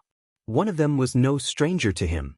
It was Savant, who had just given him $5 million some time ago. The Asian man next to him, he didn't have any impression of him. However, judging from the man's dress and the momentum exuding from his body, he should be one of the 5 fingers of the hand of Murakami. "Hello, Mr. Rog, I haven't seen you for a long time. This is my partner, Murakami."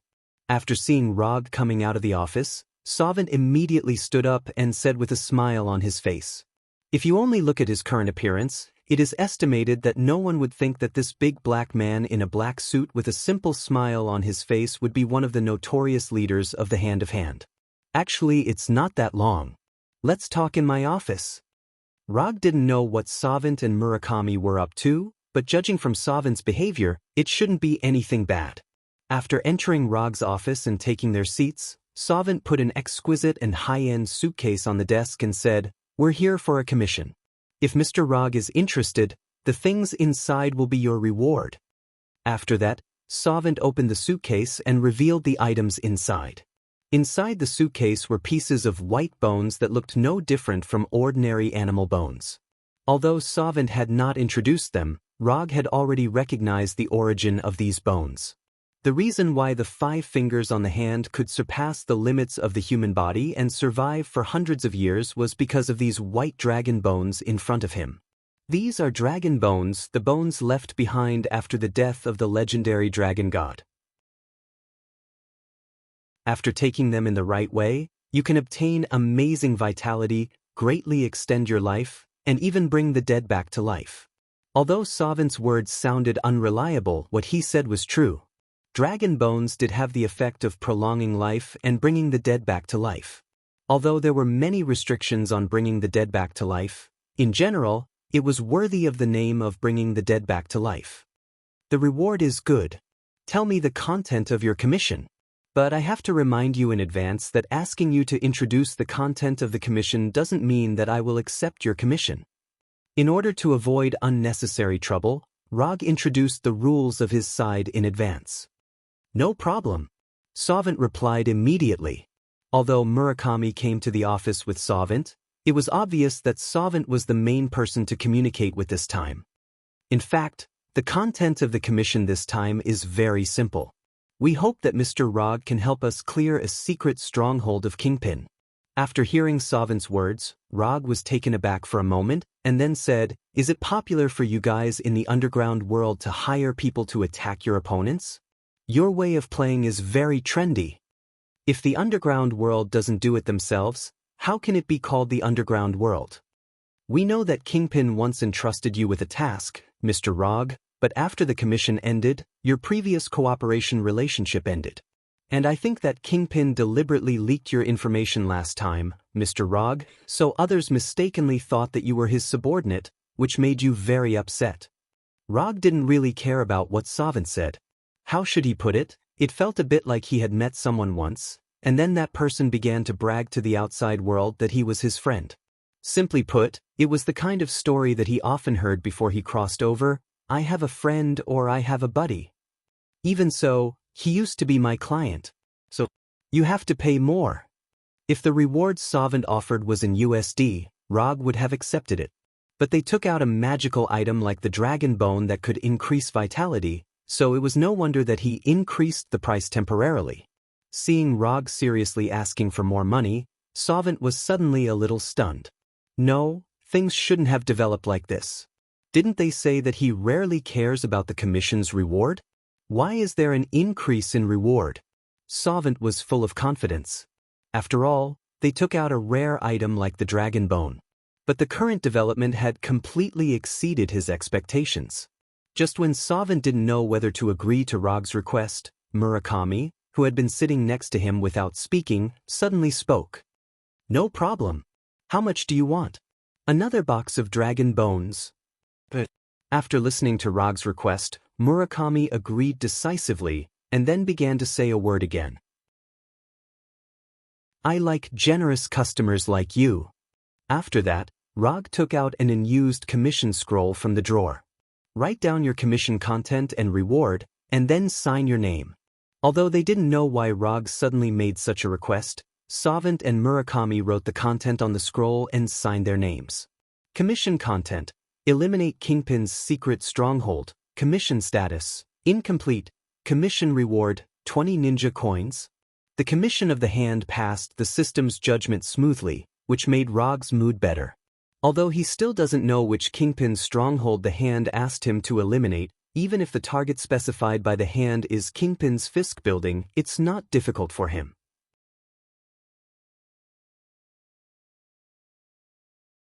Chapter 42. Kingpin's secret stronghold is in Queens. This is the specific address. Sovint handed a business card with an address to Rog. On the business card was a name that Rog didn't know, but his attention was on the company name on the business card. Chester Paleontological History Research Institute? What the hell is this place? Looking at the puzzled look on Rog's face, Sovint quickly explained, Chester Paleontological History Research Institute is just a name on the surface, but in fact, this is a secret place where Kingpin conducts some biological research. It's the same type of existence as the biological laboratory of the Fisk building that was attacked some time ago.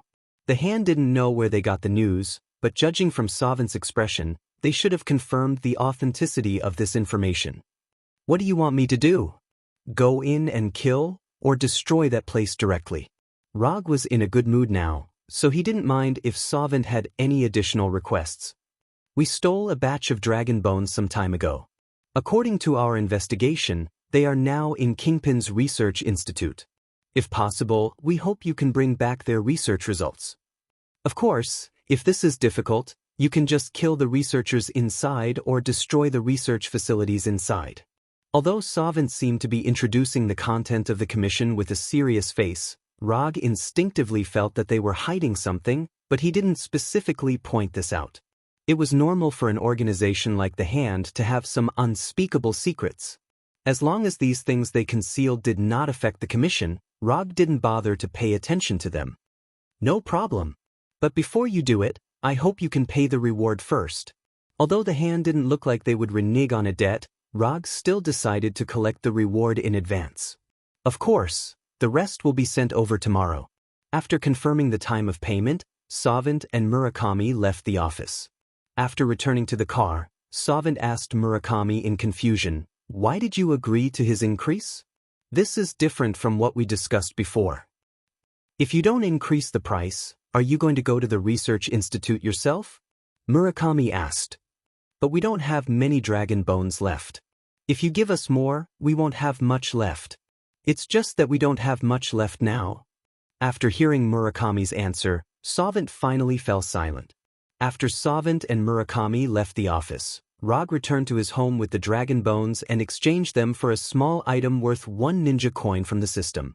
At the moment when the number of shinobi coins he had not consumed changed from 25 to 24, a set of square instruments with the width of a suitcase and written with various techniques appeared on the table in front of him out of thin air.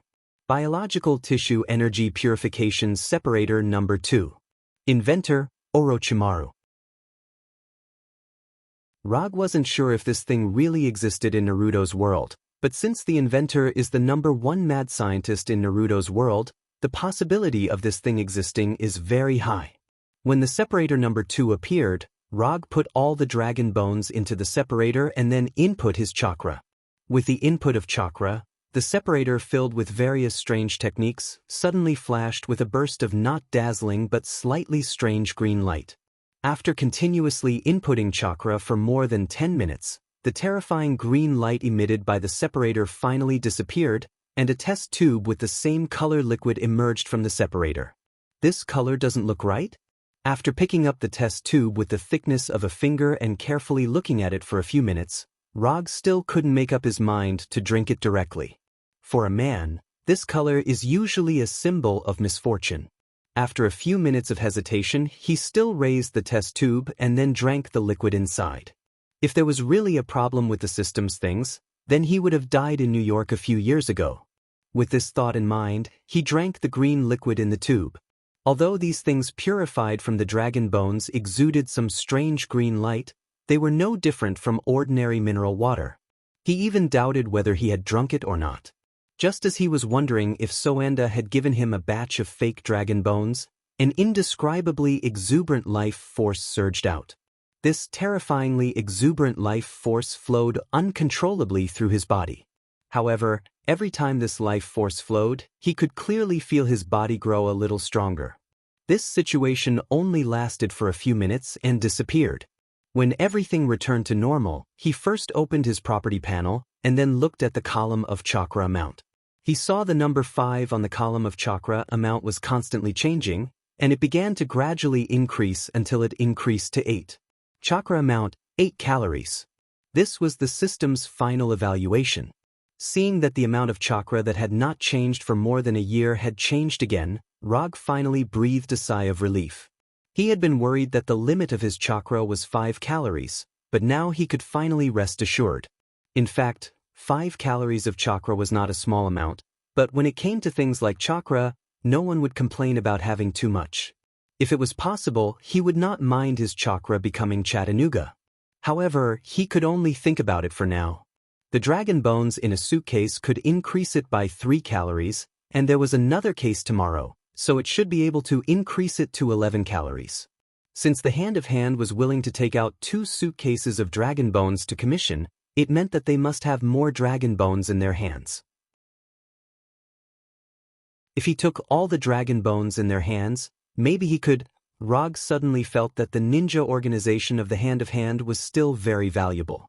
Although a few unfriendly thoughts about the hand-of-hand now appeared in his mind, all of these could only be carried out after he received the second case of dragon bones and completed the commission. The hand-of-hand delivered the dragon bones on time, and he drank the second tube of purified green liquid. He did not know if the system had fixed a bug, or if his body had developed a resistance to dragon bones. After drinking the second tube of purified dragon bone liquid, Rog's total chakra amount did not increase to 11 calories as planned, but stayed at 10 calories. This discovery disappointed him a lot.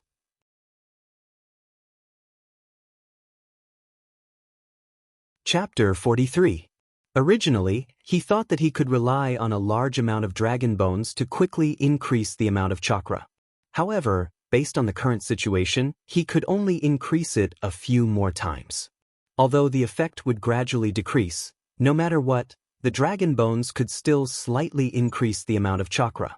Therefore, Rog decided to find time to visit the hand after completing this mission. When night fell, Rog left the room with the flying thunder god and went directly to the rooftop of a building in Queens. This was the closest Thor spell to the Chester Institute of Paleontology and History. After teleporting there, he was only a few blocks away from the Chester Institute of Paleontology and History. He planned to walk the rest of the distance.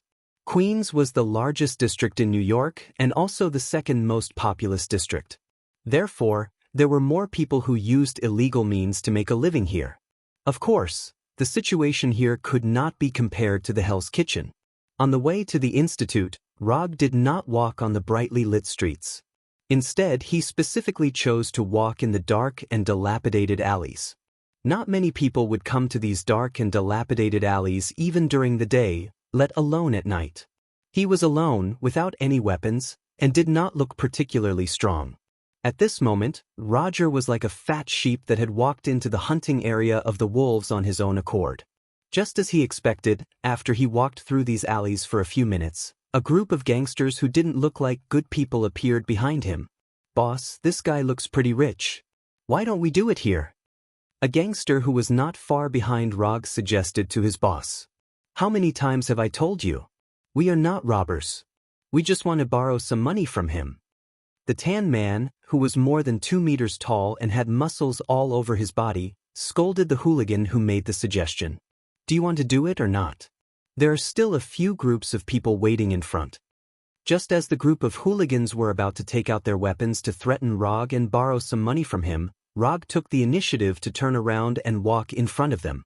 "Brat, I don't care who you are. Since you met us today, it can only mean that your luck isn't." Roger didn't hesitate at all as he punched the man in the chest, sending the man flying. The total amount of chakra had increased, but the speed at which it circulated did not increase. The degree of control was also about the same as before. After this punch, Rog quickly came to a conclusion. The reason why he deliberately chose these small alleys was to test if the sudden increase in chakra would have any effect on the battle. After sending the leader flying, he spent a few seconds knocking down the rest of the gangsters. Half an hour later, when he left these small alleys, there were already more than 50 hoodlums from 6 different gangs lying behind him. These battles that couldn't even be considered a warm-up didn't burden him at all. They only allowed him to adapt to the sudden increase in chakra. Looking at the plaque of the Chester Institute of Paleontology and History in front of him, Rog used chakra sensing to sense the situation in the institute. The energy state of this person's body was very strange. Most of the people in the institute were in a normal state. The only difference was that their life force was weak and strong. However, one of them was shrouded in a strange energy that he had never seen before. Interesting. Rog originally thought that this mission would be boring, but now it seemed that there was a reason why the hand didn't attack this place personally. If not, the hand wouldn't have entrusted him with the dragon bone. With chakra gathered under his feet, Rog jumped over the several meters high wall of the institute and easily entered the institute. When he came to the hall on the first floor of the institute, the security personnel of the institute finally noticed his arrival. Without any questions, after seeing his figure, these security personnel immediately pulled out their pistols and pulled the trigger without hesitation. Kill an unfamiliar guest as soon as possible? This level of vigilance had far exceeded the defense level of a normal institute. It seemed that Kingpin attached great importance to this institute. Rog used the teleportation technique to avoid the bullet attack, and it didn't take him much effort to deal with the security personnel in the hall. The moment the gunshots rang out, the entire research institute seemed to have been activated, and ear-piercing alarms rang out in every corner of the institute. At the same time, teams of heavily armed security personnel quickly rushed towards Rog's location. "There are intruders outside, aren't you going to deal with them?"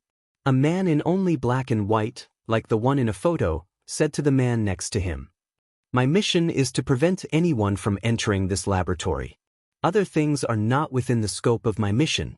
The man who answered was wearing a blue tights with a bullseye symbol on his helmet. If Rog were present, he would definitely recognize this man in blue tights at a glance. This man was none other than Kingpin's chief assassin, Bullseye. As for the man next to Bullseye, he was the leader of the Devil Gang, and also one of the biggest gangsters in New York, Mr. Negative. Although Mr. Negative was not as famous as Kingpin, he was still a heavyweight in New York's underworld. More importantly, Mr. Negative had a unique negative energy that could instantly catalyze the negative emotions of the target, causing the closest relatives, best friends, and most beloved lovers to kill each other. The strange energy that Rog had sensed before was the negative energy in Mr. Negative. At this time, Rog was still unaware of this. He was now on his way to the basement of the institute. After the alarm sounded, all the elevators in the institute were completely locked, and all the electronically operated doors were closed immediately. Rog did not foolishly wait for the security personnel to arrive. After figuring out the structure of the institute, he quickly knocked down the security personnel in front of him and forced his way to the basement of the institute. The institute had a total of 3 floors, 1 above ground and 2 below ground. Rog's destination at this time was a laboratory on the 2nd floor, which was guarded by Bullseye and Mr. Negative.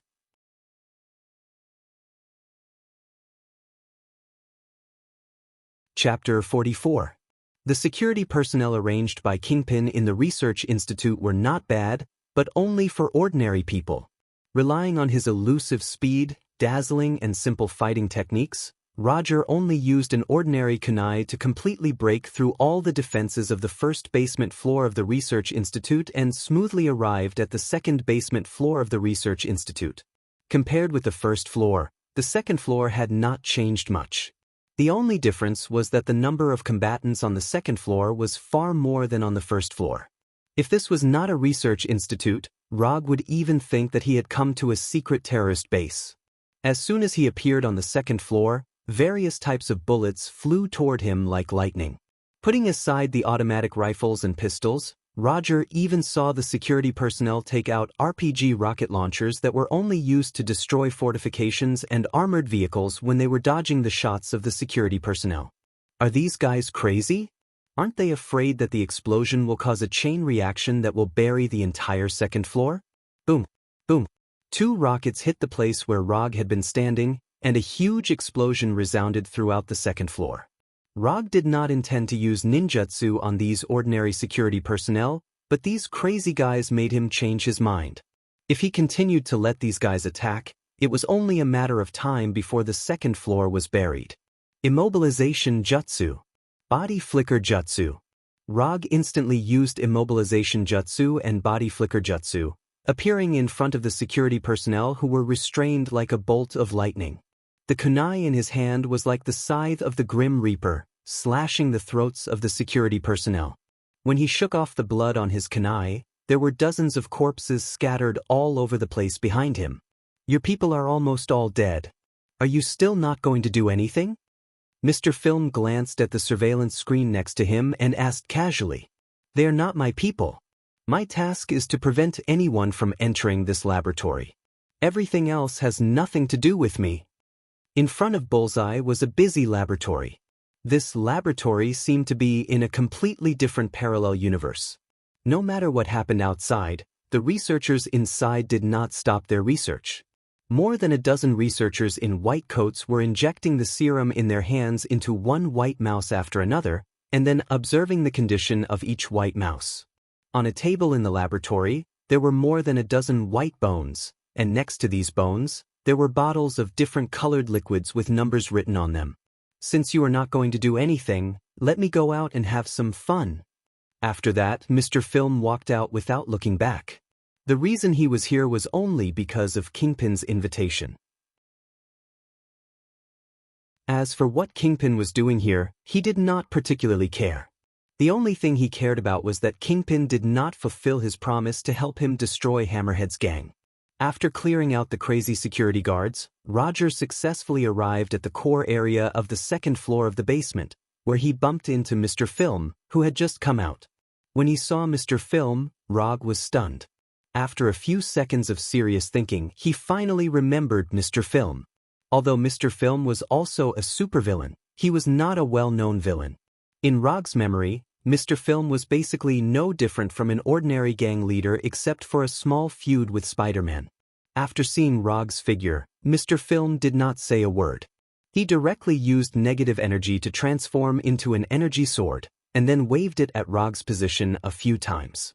Mr. Film seemed to be waving his sword casually, but every time he waved his sword, negative energy would attack Rog, just like the sword energy described in Eastern martial arts novels. For Rog, who could even dodge bullets, avoiding these negative energies was not difficult. Just as he easily avoided these negative energy attacks, a strong negative energy suddenly erupted from Mr. Film's body. With Mr. Negative as the center, the negative energy quickly spread out in all directions, forming a 360-degree attack.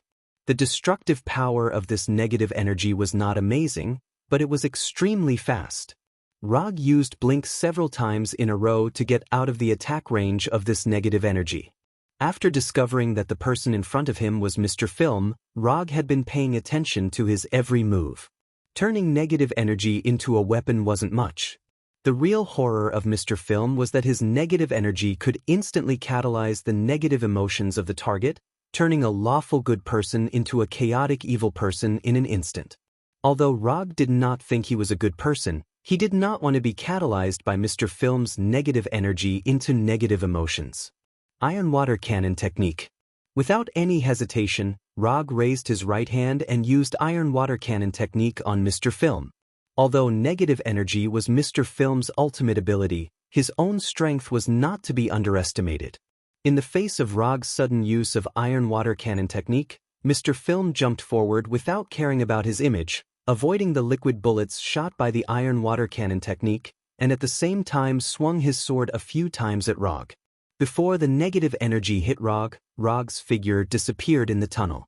The negative energy hit the wall behind him hard, leaving a few very obvious cracks. Just when Mr. Film thought that Rog had chosen to retreat, Rog's figure suddenly appeared at the end of the tunnel and then attacked him like lightning. With Blink, Rog crossed a distance of tens of meters in an instant, and came to a place only 2 or 3 meters away from Mr. Film. But before he could move forward, negative energy once again erupted from Mr. Film's body. Bang!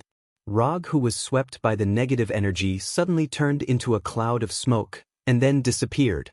Before Mr. Film could react, another Rog rushed out from the end of the tunnel, and then came to a place 2 or 3 meters in front of him.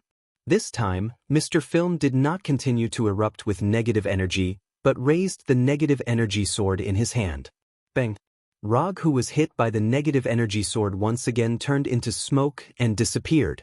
Before he could withdraw the negative energy sword, a third Rog rushed out of the tunnel, and again came to a place 2 or 3 meters in front of him.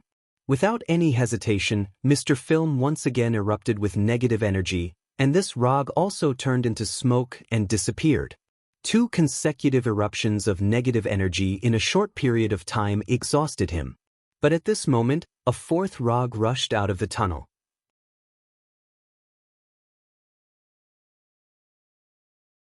Chapter 45. After experiencing the first few Rog's attacks, Mr. Film has roughly figured out Rog's tactics. Is he planning to use this method to consume my negative energy? Isn't he underestimating me a little too much? Facing the fourth Rog, Mr. Film didn't release his negative energy. He just raised the negative energy sword in his hand, intending to use his swordsmanship to deal with this Rog. Just as Mr. Film was about to chop this Rog into smoke like before, he suddenly saw a pair of blood-red eyes. This is? Looking at the pair of blood-red eyes with 3 tomo, Mr. Film suddenly found that the Rog who was rushing towards him disappeared. Not only that, the negative energy sword in his hand and all the negative energy on his body also disappeared. He turned back to a normal person in an instant. Just as Mr. Film was puzzled, he glanced around and found that he was no longer in Kingpin's Research Institute, but in the endless ocean. What the hell is going on? Before he could figure out what was going on, he saw the Golden Mountain cargo ship that was slowly falling silent. Corpses were floating on the surface of the sea. Looking at the strange yet familiar scene in front of him, Mr. Film felt that he seemed to have returned to the original Snakehead member, the nameless, powerless, and undignified Snakehead member. On the second floor of Kingpin's Research Institute, Mr. Film, who was holding the negative energy sword, suddenly lost consciousness and stood motionless in the same place. Until Rog wiped his throat with the kunai, he couldn't recover from the strange illusion. Mr. Film fell heavily to the ground, and black blood flowed out of his throat that didn't look human at all.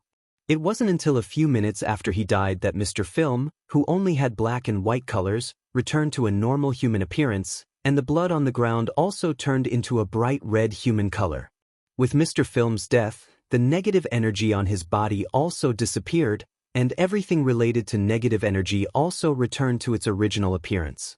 It was a pity that Mr. Film's negative energy was born from a comprehensive drug experiment. Otherwise, Rog could have tried to use the ability of his 3-tomo Sharingan to copy the energy weapon ability of Mr. Film. In order to prevent Mr. Film's negative energy from catalyzing his own negative emotions, he used the Sharingan's illusion ability for the first time in battle. Judging from the current situation, the illusion of the Sharingan was very useful. Glancing at Mr. Film, who had completely lost his life, Rog continued to walk towards his destination. Now, the only one standing in front of him was Bullseye. As long as he got rid of Bullseye and destroyed this place, the mission in Hand's hand would basically be complete.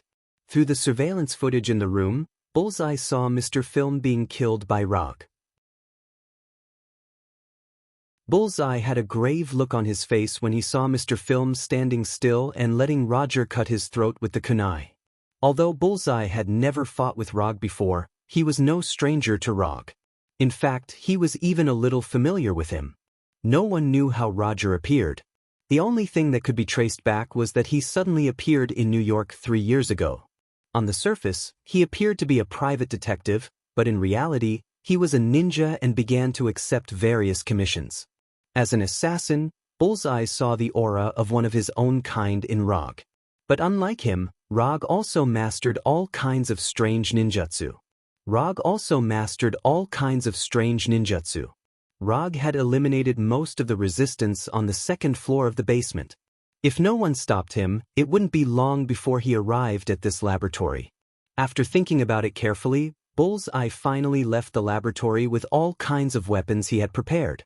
Instead of letting Rog come here smoothly, it would be better to take the initiative to choose the battlefield outside. This way, even if he couldn't win, he would have more escape routes. As for whether or not he could stop Rog, Bullseye wasn't very confident. But after carefully watching the battle between Rog and Mr. Film, Bullseye found that Rog wasn't very good at long-range combat. If that wasn't the case, he wouldn't have had to use those strange doppelgangers to charge again and again just now. And long-range attacks happened to be what he was best at. Therefore, before leaving the laboratory, Bullseye had already formulated a strategy, which was to use his best throwing ability to deal with Rog from a distance. Just as Rog was about to reach the core laboratory on the second floor of the basement, several daggers attacked him at lightning speed from strange angles. These daggers naturally couldn't fly as fast as bullets, but they were far more accurate than the bullets fired by the security guards. Clang, clang, clang. Rog's kunai hit the daggers in an instant, and all of them bounced away. But just as these daggers were bounced away, a large number of different things flew towards him. These included daggers, darts, metal bullets, irregular iron nails, and even a few poker cards. In terms of lethality, these things couldn't compare with bullets at all. But they came from extremely tricky angles, and even seemed to be linked to each other. Instead of trying to bounce these weapons away, Rog directly used Blink to retreat. As Rog disappeared, these weapons either hit the floor or the wall. As if having predicted Rog's retreat, a few more daggers came at him just as he steadied himself. Blink. Rog's figure disappeared again, but this time, instead of continuing to retreat, he chose to move forward. Although the attacker hadn't shown up yet, Rog already knew who it was. No one else could have such an accurate throwing ability except Bullseye.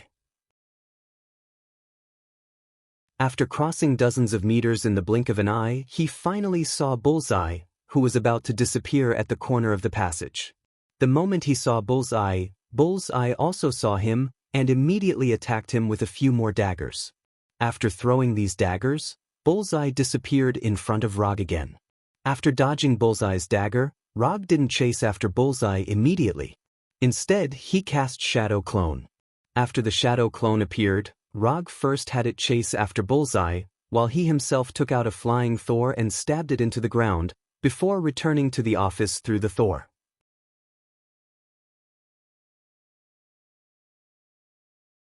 Chapter 46. After returning to the office, Rog took out a backpack that he hadn't opened for a long time and looked inside. There were 100 shurikens in the backpack. He had ordered these shurikens to be custom-made. But after they were made, he put them aside and never used them again. But today, after witnessing Bullseye's superb throwing ability, he suddenly had an idea. There was an icon for shuriken techniques on the exchange page of the system, but he had never exchanged for this ability. Although it would save him a lot of practice time, the system's price for these techniques was not lower than that of advanced ninjutsu, so he had never exchanged for them. He had already mastered the kunai, but his shuriken skills were still a mess. After picking up the backpack full of shurikens, he returned to the second floor of the Jester Institute of Paleontology and History through the Flying Thor. After collecting the Flying Thunder God kunai on the ground, he used chakra perception to sense the location of Bullseye, and then rushed towards him. At this moment, Bullseye was being chased by his shadow clones and was constantly throwing all kinds of weapons at him. It wasn't particularly difficult to dodge Bullseye's weapons as long as he was prepared. What was difficult was how to dodge these weapons without getting hurt, and at the same time, close the distance between them. Although Rog's shadow clones had the same fighting skills as him, they weren't him after all. After a series of attacks, Bullseye successfully destroyed 2 of Rog's shadow clones. Just as he was about to destroy the remaining 2 shadow clones, he saw Rog with his backpack. Looking at Rog's backpack, Bullseye had a bad feeling. Before he could think about it, Rog dispelled the remaining 2 shadow clones and took out several shurikens from his backpack. Bullseye didn't know what Rog was up to, but after the shadow clone disappeared, he threw several daggers at Rog without hesitation. At this moment, Rog had opened his 3-tomo Sharingan and observed Bullseye's every move. This included the way he threw, the way he used his strength, and the way he threw. While observing Bullseye with his Sharingan, Rog didn't forget to avoid the daggers. After dodging the daggers, he imitated Bullseye and threw out his shuriken. The moment Rog threw out the shuriken, Bullseye had a strange feeling. But this feeling quickly disappeared. The shuriken that Rog threw flew at Bullseye at an extremely fast speed and passed him perfectly without causing any damage. Bullseye had thought that Rog had extraordinary throwing skills like him, but it turned out that he was wrong. This was completely a layman's technique. How could he throw this kind of spinning dart like a dagger? This was simply messing around. Bullseye was about to mock Rog's throwing skills, when he suddenly thought of something. This throwing technique. This way of using strength. This attack trajectory. Isn't this the way I threw my daggers just now? Thinking of this, the contempt on Bullseye's face disappeared. This is impossible. How can he learn my attack after seeing it once? This is absolutely impossible. As if to cheer himself up, Or to prove that his attack technique couldn't be imitated so easily, Bullseye took out a shuriken. Bush, bush, bush. Without any hesitation, Bullseye threw 3 darts at Rog, aiming at his forehead, throat, and heart. Rog dodged Bullseye's darts again and took out 3 shurikens. As if history was repeating itself, Rog threw 3 shurikens at Bullseye's forehead, throat, and heart. Seeing Rog's almost copy-and-paste action, Bullseye's face was full of disbelief. Even so, he still dodged Rog's shurikens and ran away without looking back. Rog wouldn't let Bullseye leave so easily. He hurriedly blinked and chased after him. Bullseye didn't look back, but he could clearly sense that Rog was not far behind him. F***, I'll do it. Sensing that Rog was getting closer and closer, Bullseye finally gave up the idea of running away and took out the throwing weapons he had prepared. This time, he didn't deliberately choose to throw darts. Instead, he picked up several weapons and threw them at Rog. In the face of Bullseye's attack, Rog didn't dodge, but took out the same number of shurikens. Instead of continuing to imitate Bullseye's movements, he threw the shurikens according to the technique he had just mastered. Clang, clang, clang. The shuriken and Bullseye's weapon collided with each other, and then bounced off each other with a crisp sound. Seeing this scene, Bullseye instantly understood why Kingpin had stopped him from making trouble for Rog last time. Is this guy really a human with such a terrifying imitation ability? Bullseye didn't know how to describe Rog in front of him anymore. He had always thought that his innate talent for throwing was a gift from the heavens. But now, he began to seriously doubt it. It had only been a few exchanges, but he was able to imitate his throwing ability exactly. This was what it meant to be a F***king talent. If it weren't for the fact that they were on different sides, Bullseye really wanted to ask Rog how he did it. Thanks to Roger's deliberate movements, Bullseye was never caught up to by Bullseye. Instead, the two of them kept chasing each other, throwing daggers and shurikens at each other. After Bullseye threw out the last dagger in his hand, he finally stopped and didn't run anymore. Clang. The dagger that Bullseye threw didn't fly very far before it was easily hit by Rog's shurikens and bounced off the wall. You're finally done? Roger was in a very good mood at the moment. In fact, it could even be said that he was in a very good mood. Thanks to Bullseye's selfless dedication, he quickly grasped how to throw the shuriken in an unreasonably short amount of time. He also learned some useful tricks from Bullseye. For example, how to throw a poker card with the power to tear a human's neck. Cut the crap. If you want to fight, just come at me. Bullseye didn't expect to defeat Rog with a long-range attack. He drew his only melee weapon, which was a strange-looking dagger.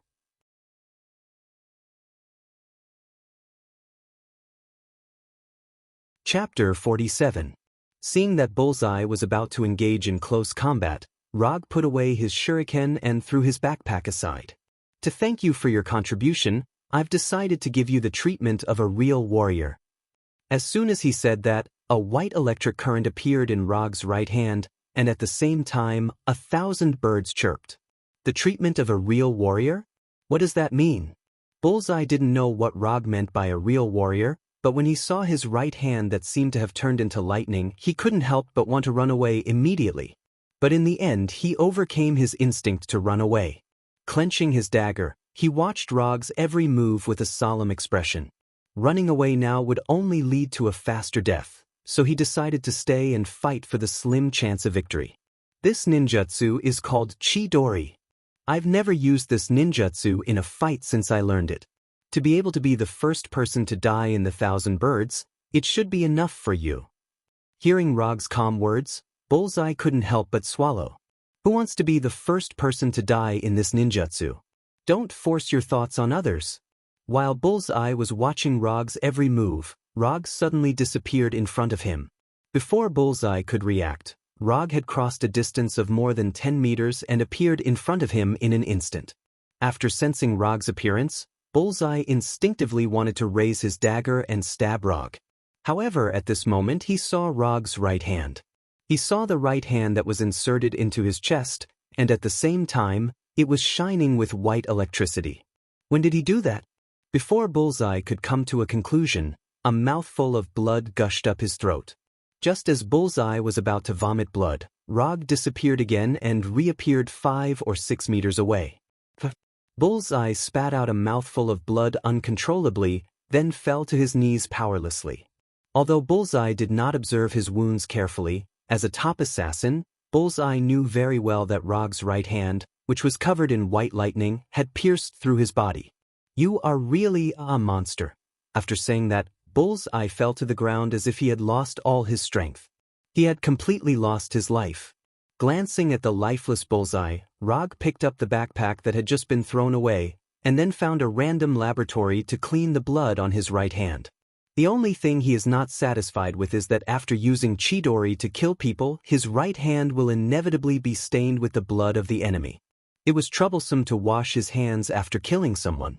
After silently cleaning up the blood on his right hand, Rog came to the core laboratory on the second floor of the basement. When his figure appeared in the laboratory, the busy researchers paused for a moment, then continued their work as if he did not appear at all. It seems that these researchers thought that he was Kingpin's man. In the following time, Rog cleaned up all the researchers in the laboratory, then took away their unused keel and the numbered bottles. Of course, he also took a thick experimental research report.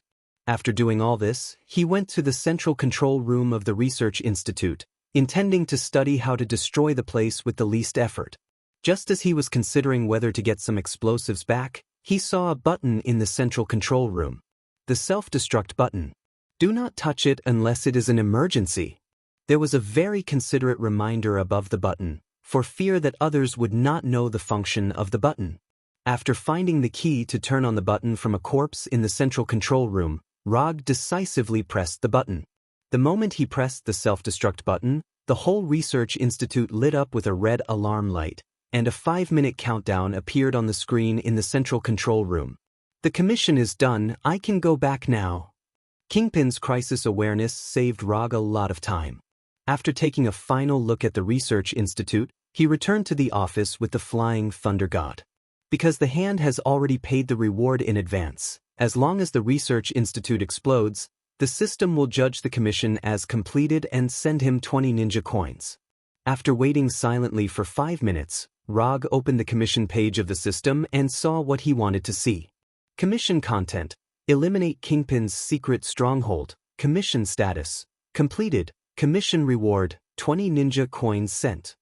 Ninja coins not consumed: 44. After taking back his gaze from the system, Rog picked up the information taken out from the Research Institute and browsed it carefully. At the same time, Kingpin, in a mansion in the suburbs of New York, received a call from his men. The Chester Paleontological History Institute was invaded and the self-destruct program was activated. After a pause for a few seconds, the person on the other end of the phone continued. The intruder is suspected to be Rog. Before the Research Institute self-destructed, we received the relevant report. In addition, Bullseye has lost contact with Mr. Negative and is suspected to be dead. After saying that, the person on the other end of the phone didn't even dare to breathe, silently waiting for Kingpin's answer. After listening to the report, Kingpin didn't give a reply immediately. After nearly a minute of depressing atmosphere, Kingpin finally said, "Got it. From now on, send someone to follow the 5 guys in the hand 24 hours a day, and keep an eye on all their bases." After saying that, Kingpin directly crushed the phone in his hand. He didn't say how to deal with Rog, because he wasn't sure if he really wanted to fight with Rog.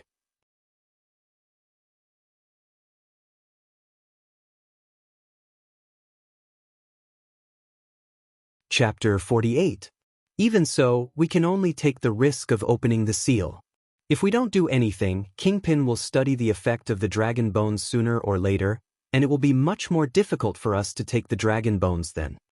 After hearing Mrs. Gao's words, Alexandra, who was sitting next to her, said silently, "Even if we can't get all the dragon bones in it, as long as we can get most of them, it will be enough for us to use for many years." Botu also expressed his opinion. "Then let's start voting now. Those who agree to take action immediately, raise your hand." After speaking, Savant took the lead in raising his right hand, and Murakami, Alexandra, and Botu also raised their right hand. Except for Mrs. Gao, The other 4 fingers of the hand agreed to take action immediately. Now that everyone has agreed, let's arrange the next task. We don't need to worry too much about Kingpin for the time being. He doesn't know the true role of the dragon bones yet, so even if we start the plan, he won't stop us for a while. The main thing to worry about now is the Holiness Church and Shield. When Savant talked about Shield, the entire conference room suddenly became silent. Although the Hand is a powerful ninja assassin organization, they are still too weak compared to Shield. Not to mention, they are still in New York. Going to war with Shield in such a place is no different from attacking Shield's triple-curved wing headquarters. After a few minutes of silence, Mrs. Gao took the lead and said, "I will deal with the Holiness Church, Alexandra will come with me." Alexandra did not object to Mrs. Gao's proposal and nodded silently. "Then leave the Holiness Church to me and Bodu, I just want to learn from that guy." After Mrs. Gao and Alexandra took on the trouble of the Holiness Church, Murakami also spoke and pulled Botu along. Kingpin and the trouble of the Holiness Church have been taken on by someone, and now only the most troublesome Shield is left. "You're not going to let me fight Shield alone, are you?" Although Savant is usually very conceited, he never thinks that he can resist Shield alone. If he had this ability, he wouldn't need to dig up dragon bones, let alone be afraid of Kingpin and the Holiness Church. In the past, there were many organizations and forces in the world who did not believe in evil and wanted to provoke Shield, but without exception, they were all removed and became part of Shield's merit. Perhaps, you can look for Rog again and ask for his help through a commission? After a few minutes of silence, Mrs. Gao suggested. Although they don't know who Rog is, they know that people like Rog will never be afraid of Shield. Even if he is not an opponent of Shield, it is not a problem to block Shield. And they believe that as long as they give enough rewards, Rog, who has mastered mysterious ninjutsu, will not refuse them. Are you sure you want to do this? He is not an easy person to deal with. He asked for 2 boxes of dragon bones just to destroy Kingpin's research institute. If he is allowed to block Shield, the price may be incredibly high. As the person who dealt with Rog the most, Savant is not as optimistic as Mrs. Gao. In the eyes of Mrs. Gao, Rog is nothing more than a ninja with good strength, no different from those mercenaries who work for money. Try it. If he doesn't accept your commission, we'll think of other ways. Mrs. Gao made a final concluding speech. At this time, Rog was carefully browsing the documents brought out of the Research Institute in the office.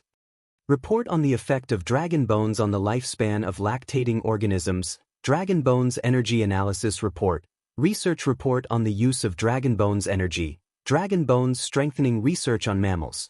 Among the documents brought out by Rog, there were more than a dozen research reports. When he finished reading these reports one by one, he finally figured out what the Hand of Hand was hiding. According to Savant, Kingpin took a batch of dragon bones from them, so they entrusted him to clean up Kingpin's research institute. But according to the feedback in the report, Savant only told part of the truth. Kingpin did snatch a batch of dragon bones from them, but what Kingpin snatched from them was not just dragon bones. Along with the dragon bones, there was also an ancient book about the dragon bones suspected to be hidden under New York. Kingpin may not know what the dragon bones do now, but this secret can only be maintained for a short period of time at most. As long as there is a little progress in the Research Institute, Kingpin will soon know the true role of the dragon bones and guess the true purpose of the Hand of Hand. If the true effect of the dragon bones is known to Kingpin, even if the Hand of Hand has the means to open the seal of the dragon bones, they will not be able to take the dragon bones out of New York. In a place like New York, Kingpin was the undisputed underground emperor. Although Kingpin's strength is not comparable to that of Shield, the problem is that Shield will not keep an eye on the Hand of Hand. As long as the movement is not very big, it is not impossible to hide it from Shield. But Kingpin is different. New York is his base camp. Everything that happens here will attract his attention. Not to mention that the target of the movement is the Hand of Hand that he has been paying attention to. Savant and the others don't know yet that Kingpin has now sent people to follow their whereabouts 24 hours a day. Not only them, but even their ninjas and even their unknown secret bases are also being watched by Kingpin's men. If he didn't know enough about the Hand of Hand, Kingpin wouldn't have given such accurate information last time and entrusted Rog to destroy the Hand of Hand's base. After putting down the report in his hand, Rog suddenly felt that the Hand of Hand had been a little unlucky recently. If it weren't for the fact that the ancient books were stolen along with the dragon bones, they could have waited until the Sacred Purity Society left New York. When Kingpin lost interest in them, they could have secretly opened the seal and taken away the dragon bones buried in it. But they obviously won't have such an opportunity now. Kingpin may not have a way to open the dragon bone seal, but he doesn't need to open the seal himself. He just needs to wait for others to open the seal. Kingpin is not very good at breaking the seal, but he is definitely an experienced veteran when it comes to robbing things, especially from the Hand of Hand.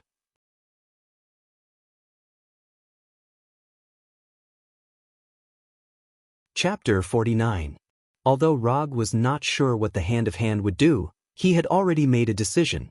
That was to add some extra difficulty to the Hand of Hand's already difficult situation. How could extorting the Hand of Hand compare to robbing the Hand of Hand in broad daylight? As for the Hand of Hand's favorability, he did not care about it at all. He vaguely remembered that the dragon bones hidden under New York seemed to be the corpse of an entire dragon god. If that was true, it meant that the number of dragon bones that had been dug out this time would reach an extremely terrifying level. Even now, every time he used the dragon bones, it would produce a corresponding resistance to the dragon bones, causing the dragon bones to increase the amount of chakra to become less and less. However, as long as the dragon bones' effect on increasing the amount of chakra did not disappear completely, he would not give up on the dragon bones. It did not matter if the amount of increase was low, even if it was only 1 calorie at a time. If efficiency was not enough, then he would make up for it with quantity. Early the next morning, while Rog was still asleep, Sovint came to the office with 3 boxes of dragon bones.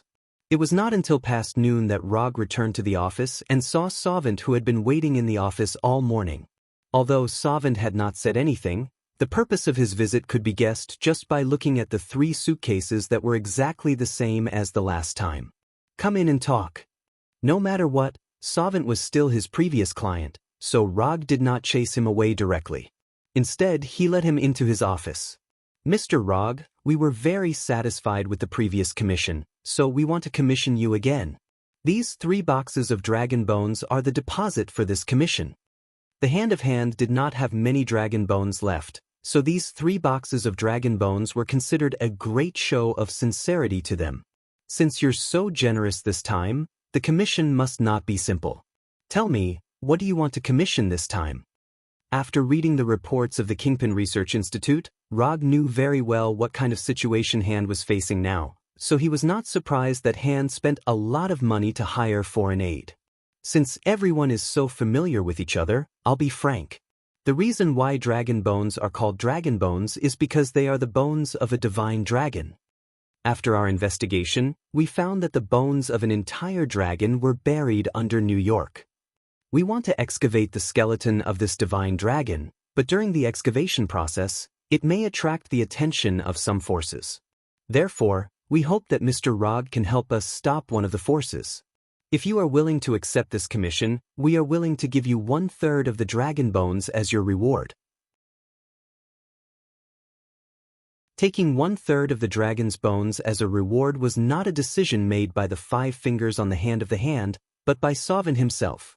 However, as long as Rog agreed to accept the mission, he was confident that he could convince the other 4. No matter how many dragon bones there were underground, they would have to be dug out successfully. 1/3 of the dragon's bones? You guys are really extraordinarily generous.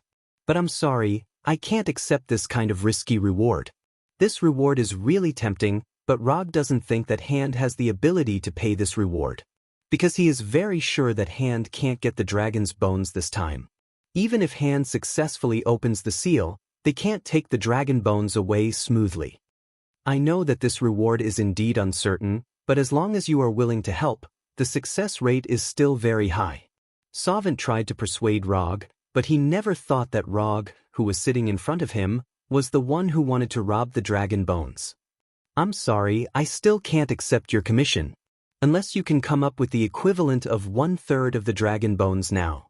Although Rog doesn't know how many dragon bones there are in Han's hands, he is very sure that there are not many dragon bones in Han's hands.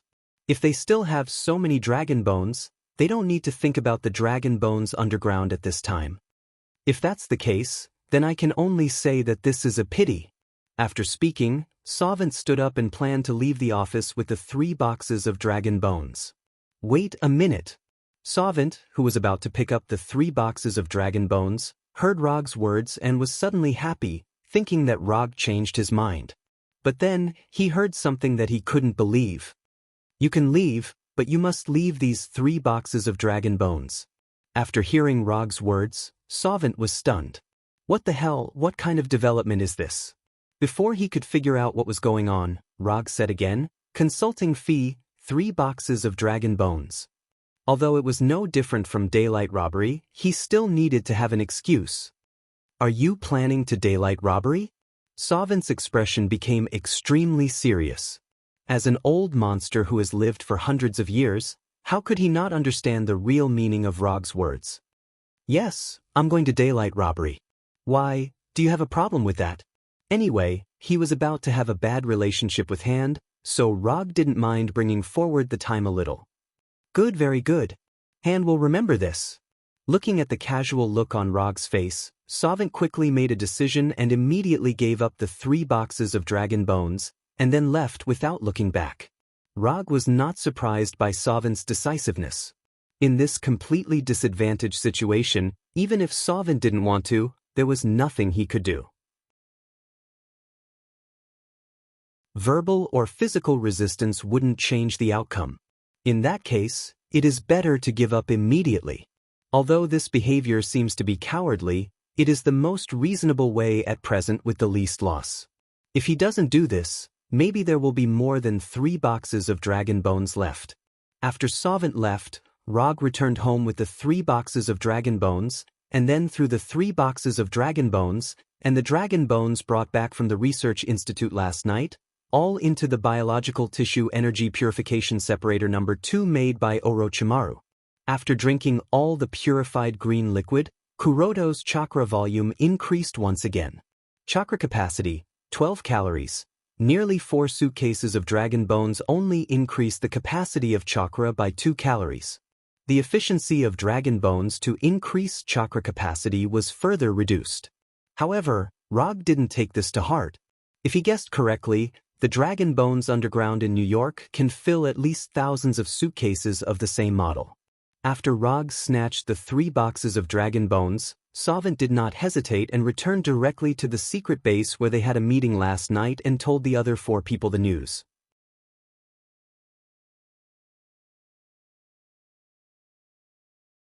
Chapter 50. After listening to Sovint's news, the other 4 people in hand immediately realized that not only did they not achieve the purpose of letting Rog block shield, but they also added an additional enemy to themselves. Since Rog dared to snatch the 3 boxes of dragon bones so simply, it means that he is also eyeing the batch of dragon bones underground. For the hand, which was already under a lot of pressure, this was undoubtedly one disaster after another. But they have no other choice now. Even with Rog and Kingpin blocking them, they can only take the risk of opening the dragon bones seal underground. If they don't do it now, they will completely lose their last advantage when the specific location of the dragon bones underground in New York is exposed. The situation they need to face at that time will only be worse than it is now. After the amount of chakra further increased, Rog did not go to the office again but waited patiently at home. Although he doesn't know when Han will open the dragon bone seal underground, he is not in a hurry. Based on the information that Savanda had divulged, when the dragon bones seal was opened, there would be an obvious commotion. If not for this, Han doesn't need to worry about being stopped by others at all. Time passed little by little, and after waiting patiently at home for a day, Rog didn't feel anything strange. The 3rd day, the 4th day, after waiting silently for 5 days, Rog still didn't notice anything strange. During these 5 days, although he never left home, he used chakra perception every hour to perceive the movements of the entire New York City. Even when he was sleeping, he would arrange for Shadow Clone to pay attention to the situation. These guys in hand are really patient. In addition to Rog, Kingpin is also paying close attention to Han's every move. But like Rog, he didn't find anything strange. Just when Rog thought that today would be a peaceful day, he was about to go to bed when he used chakra perception. Then, he sensed an abnormal energy fluctuation. Is this the energy fluctuation of the dragon bone seal? He wasn't very sure because this was the first time he had sensed this type of energy fluctuation. However, he still decided to go over and take a look. If it was a mistake, then he would just treat it as a stroll before bed. Through the tactics that he had set up earlier, he used the flying Thor to arrive at the street near the source of the abnormal energy fluctuation. Then he kept jumping from roof to roof and quickly rushed to the specific location of the abnormal energy fluctuation. However, when he arrived at the exact location, he did not see anything unusual. In front of him was a street with few pedestrians. Other than the occasional passing car, there was nothing unusual in the vicinity. There were only a few shops that were open. He used Chakra's sensing ability again, but this time, he focused his senses on the humans. Every living creature would have a clear sign of life energy on them. The only difference was that the strength and form of life energy would be different. It turned out that they had dug a tunnel from somewhere else. It was a very old-fashioned method, but it was very useful. Through sensing the human life energy around him, he discovered a group of people who were active underground. Although he hadn't seen them yet, he could basically confirm that the group of people underground were the people of the Hand of Hand. This was because he had sensed Soanda in that group of people. Just as he was using the movements of the members of the Hand of Hand to speculate the specific entrance, a faint vibration suddenly came from the ground. This vibration only lasted for a few seconds, and the intensity of the vibration was not big. But not long after, the intensity of the vibration began to increase significantly, and the duration began to become longer. This small earthquake-like vibration lasted for more than a minute before it began to slowly disappear. Before the vibration disappeared, Rog used the body flicker technique to rush to the underground entrance. The entrance to the underground passage was arranged in a warehouse. In order to avoid unnecessary suspicion, the Hand of Hand only sent a few ninjas in normal clothes to guard the door of the warehouse. These ninjas were not so much used to guard the entrance as to act as a living alarm. After arriving at the door of the warehouse, Rog didn't waste time on these ninjas. Using a speed beyond the limit of human vision, he quickly came to these ninjas and then cut their throats with a kunai. After doing all this, he didn't stop at all and immediately rushed towards the inside of the warehouse. At this moment, the third vibration occurred. If the first two vibrations only made people feel a slight shaking, then this vibration was a large earthquake that was enough to destroy houses. Although this violent vibration only lasted for a short second or two, the damage caused was much more than the previous two combined, and at the same time, it attracted the attention of many organizations. Especially those organizations that were originally concerned about abnormal events, such as S.H.I.E.L.D. The specific location of the epicenter has been determined. It is in Brooklyn, and the depth is only more than 60 meters. A researcher in a white coat told the specific location of the epicenter to a female agent in front of him with reddish-brown curly hair, a seductive appearance, a curvy figure, and a sexy charm. After the report, the researcher returned to work reluctantly, and when he turned around, he silently looked at the female agent. Although this seductive female agent looks weak, she is the best female agent in S.H.I.E.L.D., codenamed Black Widow. Natasha glanced at the specific address of the epicenter, and there was not much surprise on her face. A few minutes later, Black Widow left the base alone and drove a flashy motorcycle towards the epicenter. At the same time, Kingpin, who was extremely strong, also got on his private helicopter and flew towards the epicenter. Before Kingpin and Black Widow Natasha arrived at the warehouse with the hidden entrance, the old man with the Holiness Church ninjas rushed to the warehouse first. Among them, there was Daredevil Matt wearing a dark red battle suit and holding a short stick. S.H.I.E.L.D., Kingpin, and Holiness Church all appeared at this time. Rog, who has entered the underground passage, is not too worried about the things on the ground. Now he is rushing to the location of the dragon bone seal at full speed. Just as the old man and others arrived near the warehouse, a group of ninjas in black ninja clothes suddenly appeared and surrounded them. There were not many people from Holiness Church at this time. Even with Daredevil Matt, there were only 15 people. And there were hundreds of hand-hand ninjas surrounding them. In the middle of these hand-hand ninjas are Murakami and Botu.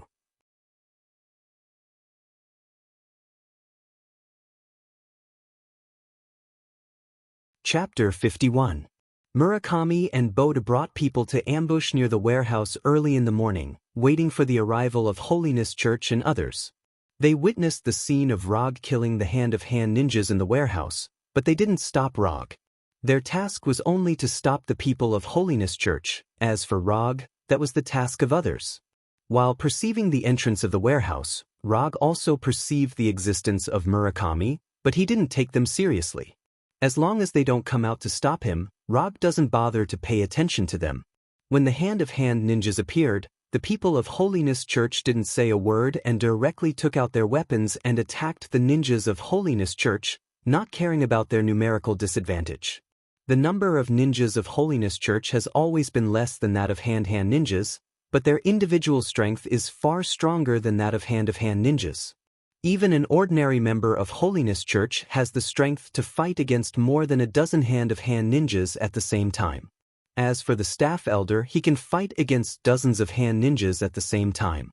However, at this time, the staff elder did not attack the ordinary hand-of-hand ninjas. Now, he is fighting Murakami with a black katana. Like the staff elder, Daredevil Matt did not attack the ordinary hand-of-hand ninjas. His opponent was Botu, one of the 5 fingers of hand. While Murakami and Botu stopped the Holiness Church, Mrs. Gao and Alexandra led people to ambush at an intersection a few blocks away. It's a long distance from the entrance of the warehouse, but it's the only way to get to the entrance of the warehouse. The reason for their ambush here is simple: they are waiting for the people on Kingpin's side. If Kingpin mobilizes people to the warehouse, then this is the most suitable place for an ambush. In order to give the Savant Underground enough time to open the seal and take away the dragon bones, Mrs. Gao, Murakami, and the others took away most of the power in the hand. As for those underground, they are all weak hand ninjas. And according to their plan, the hand ninjas underground don't need to be too strong, they only exist for 2 purposes. One was to act as a porter and take away the dragon bones, while the other was to stop Rog. Although it seemed inconceivable, that was indeed their plan. In order to achieve this goal, they even took out a trump card that they had never used before. At this moment, Rog didn't know this. He was now moving quickly in the underground passage. Although this underground passage to the Dragon Bone Seal had been excavated at the last minute, it wasn't crowded at all. Instead, it was unusually wide. According to common sense, this kind of underground tunnel only needed to be big enough for normal people to pass through. There was no need to spend extra effort to make the tunnel bigger. However, the underground passage that appeared in front of Rog completely exceeded the standard, and it even reached the point where ordinary trucks could pass through. This is very abnormal, and abnormal means an ambush. After moving in the underground passage for a while, Rog stopped and once again used chakra perception. It was not much different from what he perceived before. The group of hand ninjas underground was still busy, and there were no other people in the passage.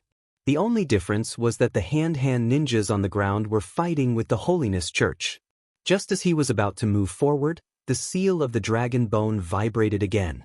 This time, the intensity of the vibration was not very big, and the time it lasted was very short, but after the vibration ended, Rog felt a strong and incredible energy. He is no stranger to this type of energy. After all, he has improved a lot of chakra by relying on this energy in the past few days. This is the energy of the dragon bone, and it is so huge that it is shocking. Even an ordinary person would be able to clearly sense the existence of this energy.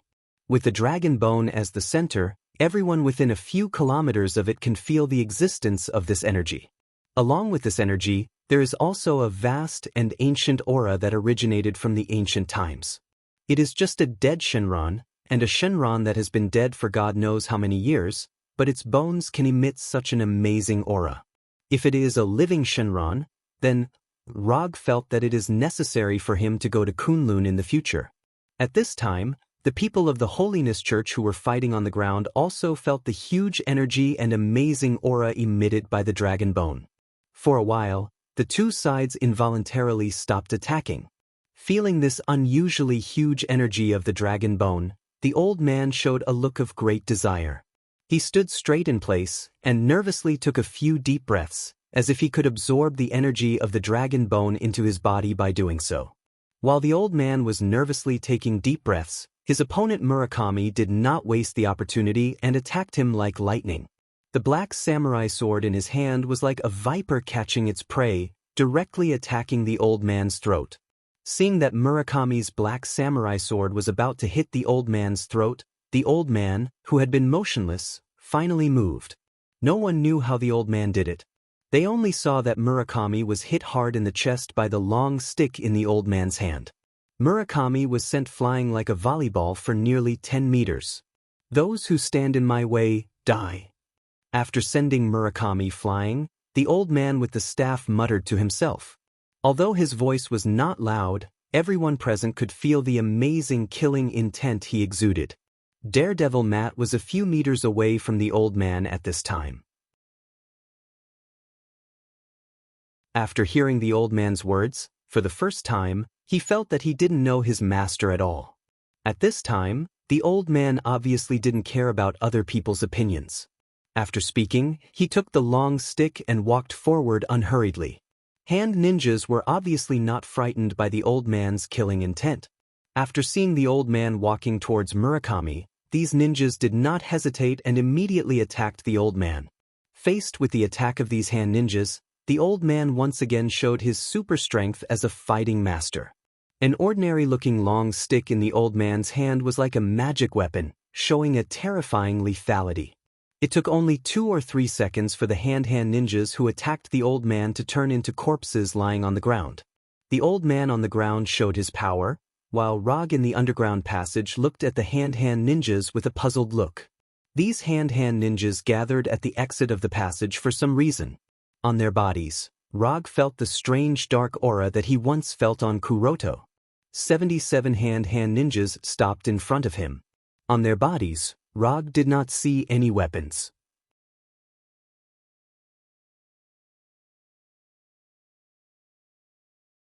Chapter 52.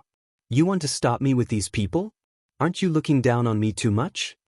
After perceiving the battle on the ground, Rog knew that the Tempests had arranged different plans for different enemies. One group of people intercepted the Holiness Church, and another group intercepted Kingpin. So he was very sure that these 77 ninjas were specially prepared for him by the Tempests. But there was one thing he didn't understand, that is, where did the Tempests get their confidence from, thinking that these ninjas could stop him?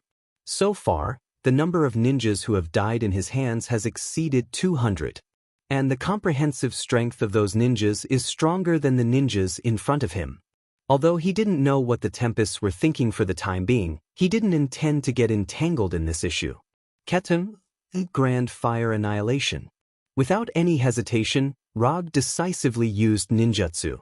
A powerful flame spewed out from his mouth, like an angry fire dragon, flew toward the ninja of the Hand and Peace Society. Just after flying out a short distance, the flame had expanded to the point where it enveloped the entire passage. Almost in the blink of an eye, these flames came in front of the Tempests and completely swallowed them. These Tempests didn't make any evasive movements, and there was no room to evade. The shockingly powerful flames enveloped them and quickly burned their bodies. The excruciating pain caused them to involuntarily let out blood-curdling screams, one after another, resounding throughout the entire passageway. Looking at these Tempests and ninjas standing in place like puppets, Rog noticed that something was wrong. The huge and powerful flame disappeared after 5 or 6 seconds, and along with the flame, the lives of these Tempests and ninjas disappeared. However, within a few seconds, these Tempests and ninjas, who had turned into corpses, stood up again one by one. These Tempests and ninjas, who should have been lying on the ground, stood up strangely like zombies in science fiction movies, and their eyes became dark. Black gas that could be seen with the naked eye kept gushing out of their severely burned bodies. These black gas are a bit familiar. Looking at the black gas, Rog couldn't help but recall the black fog he had seen on Black Sky's body.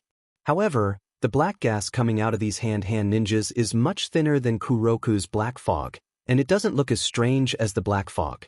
Rog took out a shuriken and threw it towards one of the hand ninjas. He wanted to see if this black gas had the same devouring ability as the black fog. After imitating Bullseye's throwing technique, his shuriken skills had improved from terrible to superb. If he wanted to, he could even use his shuriken to hit the wings of flies flying more than 10 meters away. The shuriken he threw out drew a beautiful arc, then passed through the black gas and accurately hit the right eye of the ninja. The shuriken successfully hit the target, but it did not result in the expected result. Logically speaking, being hit in the eye should be enough to severely injure the enemy. However, the hand-hand ninja who was hit in the right eye by the shuriken seemed to be fine.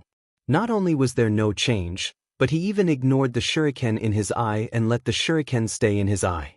It seems that this is not a resurrection, but just giving the dead a certain degree of mobility. Rog quickly made a judgment and formulated the corresponding tactics. He didn't know how the hand did it, but based on the current situation, the hand was well prepared.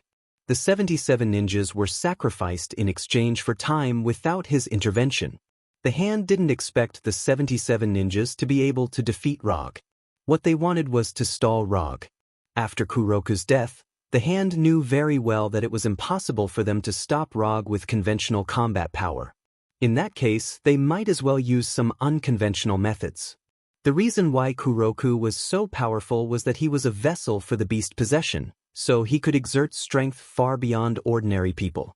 The beast possession could greatly enhance the vessel's strength, but there weren't many people who were suitable to be the beast possession. An unsuitable vessel would die within a short period of time after being possessed by a beast. Although the hand didn't have a way to find a large number of suitable vessels, they developed a way to temporarily borrow the beast possession's strength based on the fact that the beast possession would strengthen the vessel's strength. Since unsuitable vessels would die in a short time after being possessed by the beast possession, it was better to directly provide some corpses that had just died for the beast possession. This way, they didn't have to worry about the lifespan of the vessel. Anyway, they were already dead, so there was no need to worry about the lifespan. Through the resentment of the dead before they died, coupled with suitable black magic, they could create a batch of temporary vessels for the dead that could be possessed by the beast possession. Although the temporary vessels created by this method were far inferior to Kuroku's, they had an absolute advantage in terms of numbers. Moreover, since they were already the vessels of the dead, they wouldn't have the weakness they had when they were alive. As long as the beast possession's strength didn't disappear, as long as the beast possession's corpse didn't completely collapse, these temporary vessels could continue to fight. If it weren't for the fact that they didn't have enough black magic materials, now standing in front of Rog, there would be more than 77 hand ninjas. These hand ninjas that had been possessed by the beast possession swayed for a few seconds, then their eyes fell on Rog's body at the same time, and they let out a burst of beast-like roars. Then, these hand ninjas rushed toward Rog, like a pack of wolves hunting their prey, Rog. Now, what was controlling these bodies wasn't the original hand ninjas, but the fighting instinct in their bodies that originated from the beast possession. Some of them ran upright like humans, while some ran on all fours like wild beasts. But no matter what method they used, the speed they showed was far beyond when they were alive. At this time, Rog finally understood why the hand dug these tunnels so wide. When digging the tunnels, the hand had already planned to use this trump card. The only difference was which enemy it was used against. When these hand ninjas ran to the last few meters, a 5-meter-long spear made of electric current appeared in his right hand. Chidori's sharp spear. The hand ninjas that rushed to the front were pierced by the Chidori sharp spear like candied haws, and then their bodies were completely cut off.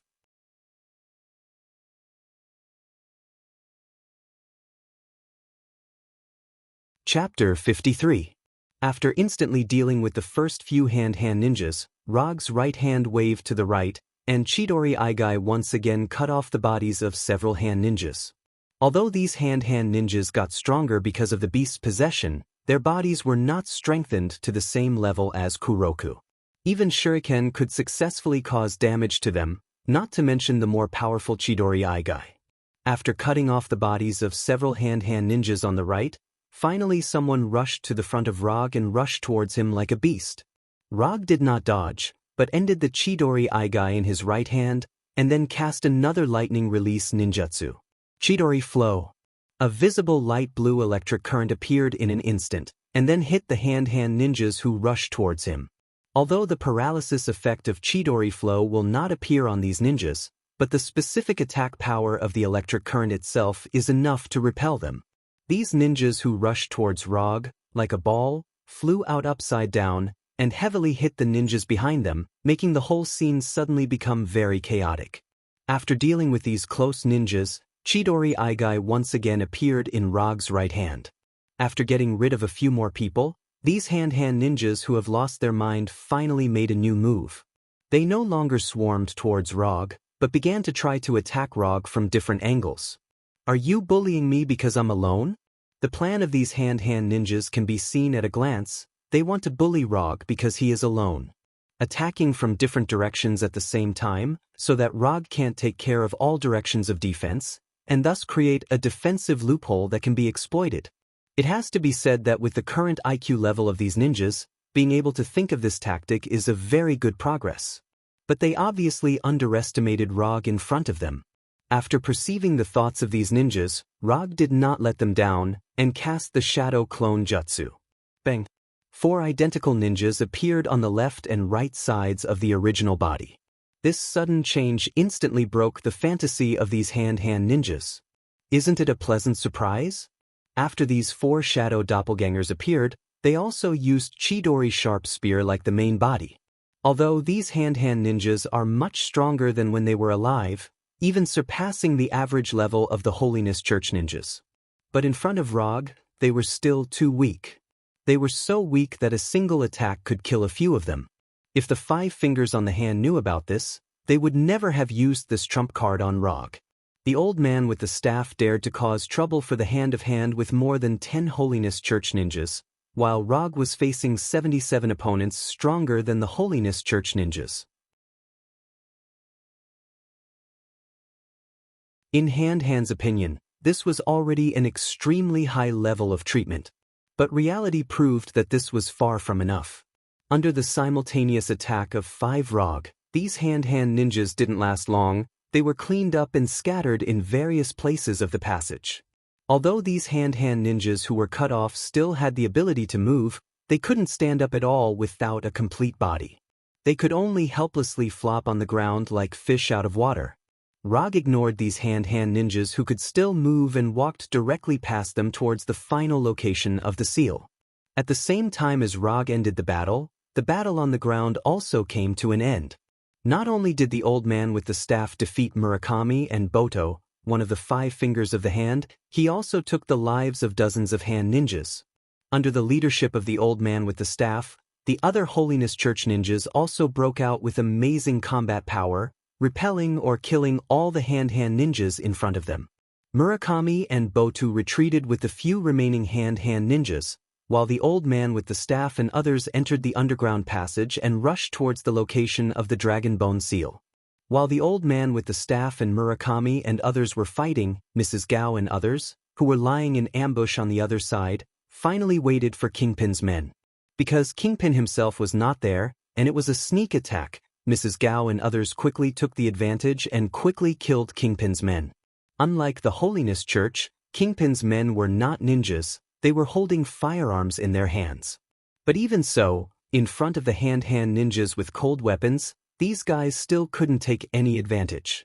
Kingpin's men, as well as the hand-hand ninjas, fully demonstrated the gap between professionals and amateurs. These gangsters can bully ordinary people, but in front of the hand-hand ninjas, who have been strictly trained and take pleasure in killing, they are like a high school team that has entered the NBA arena, and they fully understand the gap in strength. When these gangsters were beaten by the hand-hand ninjas, Kingpin himself came to the warehouse where the underground passage was located with a team of 20 people. At that moment, Kingpin was still wearing an expensive suit. Beside him was a group of fully armed, ferocious mercenaries. This mercenary team is one of the trump cards that Kingpin spent a lot of money to build. All the members have real battlefield experience and have undergone professional special forces training. Before joining Kingpin's mercenary team, they were all members of the top special forces in various countries. For various reasons, they ended their military career early and joined Kingpin's mercenary team when they were still at their peak. Even in the face of the famous SEALs, they can have an absolute advantage in the case of the same number of people. Kingpin never expected those gangsters to be able to fight against the hand-hand ninjas. Those guys were nothing more than bait he threw to the hand. When the Holiness Church fought with the hand, Kingpin brought people to the vicinity and witnessed the whole process of the battle. However, he did not make a move, but waited patiently, waiting for the Holiness Church to open up a path for them without enemies. After the Holiness Church entered the underground passage, Kingpin also took people into the passage, and at the same time, buried several remote-controlled bombs in the passage. However, Kingpin didn't expect that not long after he entered the underground passage, S.H.I.E.L.D.'s Black Widow also came to the warehouse and followed behind them. At this time, all the enemies that the hand expected had appeared.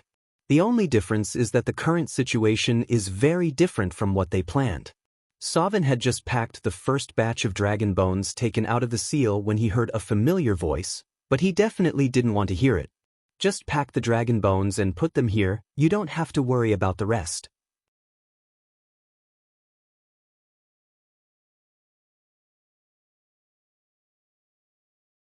Chapter 54.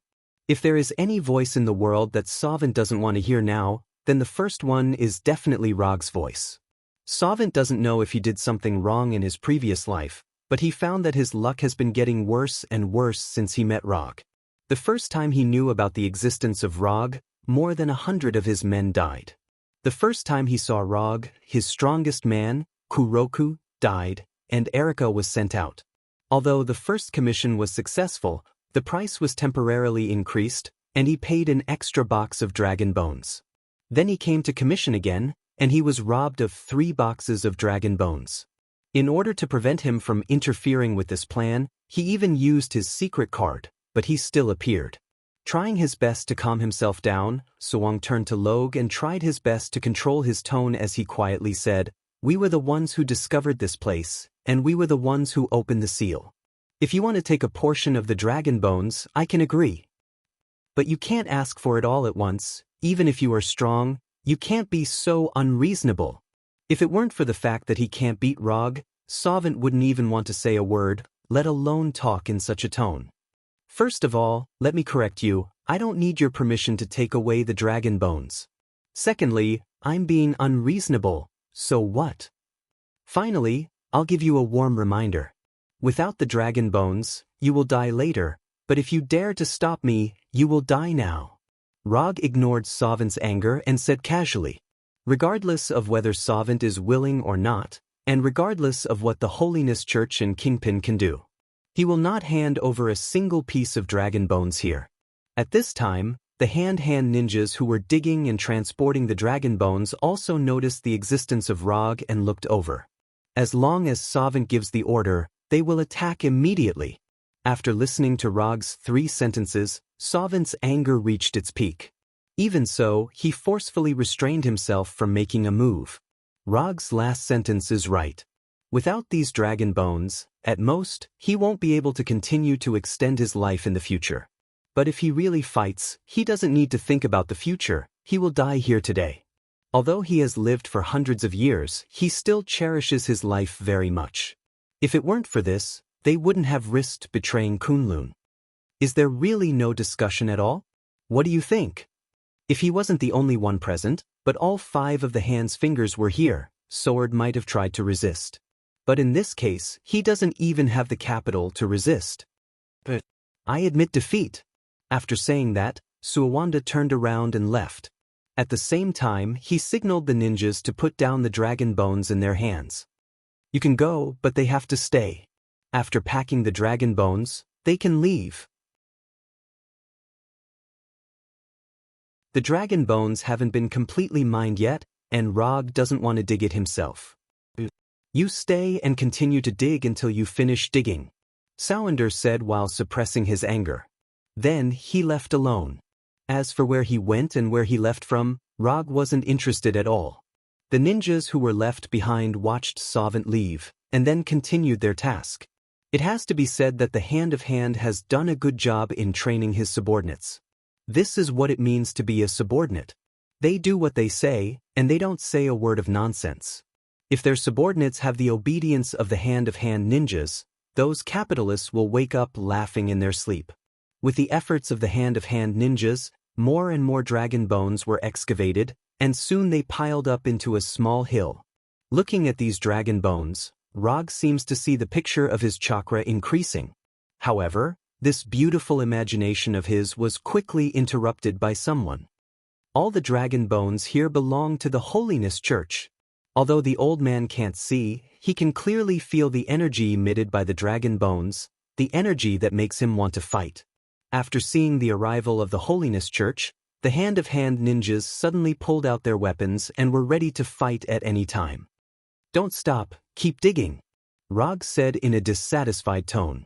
After hesitating for a few seconds, these Hand of Hand ninjas finally put away their weapons and continued to dig. After hearing Rog's words, the old man's face suddenly became very ugly. Although he had only interacted with Roger once, he had deeply engraved Roger's voice into his mind. He remembered this guy who had once beaten him up like a sparring partner. Just as the old man was about to speak, Kingpin's voice came from a distance. What a big tone. Without my consent, Your Holiness Church can't take away a single dragon bone. Although Kingpin only brought 20 people with him, if they really fight, these Holiness Church ninjas are really not his opponents. Not long after Kingpin's arrival, a seductive figure appeared at the exit of the passage. Black Widow Natasha. After seeing her figure, Rog frowned slightly. Why is this woman here? Is there no one else in the S.H.I.E.L.D. New York branch? Rog is no stranger to Natasha, they have met before. S.H.I.E.L.D. once sent special teams to capture him 3 times in a row. After failing 3 times, S.H.I.E.L.D. did not give up for the first time, but launched a relatively soft plan. The executor of the plan that time was Black Widow Natasha. If he hadn't known about the existence of Black Widow Natasha early, he would have almost failed that time. But he won in the end, and S.H.I.E.L.D. completely gave up the plan to capture him after that plan. Natasha also saw Rog for the first time, and like Rog, she also frowned slightly. She had originally thought that the inexplicable earthquake this time was just caused by the Hand and Kingpin. But now it is clear that Rog is also a part of it. After seeing Rog, she finally understood why there were so many mutilated bodies at the end of the underground passage. Although Natasha was only one person, after seeing the S.H.I.E.L.D. logo on her uniform, Kingpin put away his inner contempt and regarded her as the second biggest trouble. As for the biggest trouble, of course, it is Rog not far away. After arriving here, Natasha did not say anything. Instead, she went to a relatively spacious area and silently observed everyone present. It didn't take long for Sovant, who had left, to return here, and Murakami and Boto came back with him.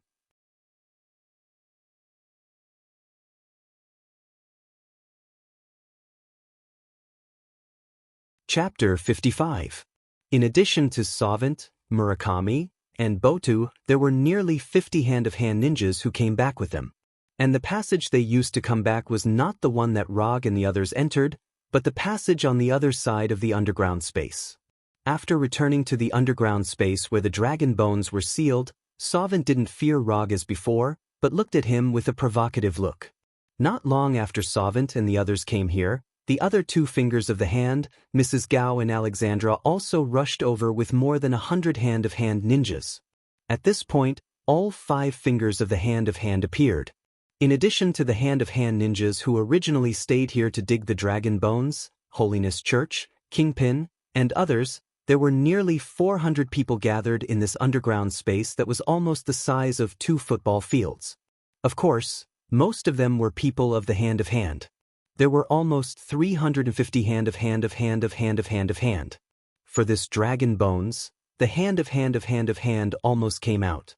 Neither the old man nor Kingpin expected that the hand would attach so much importance to this operation that they would even gamble the fate of the entire organization. With an absolute advantage in numbers, even if the 5 fingers of the hand of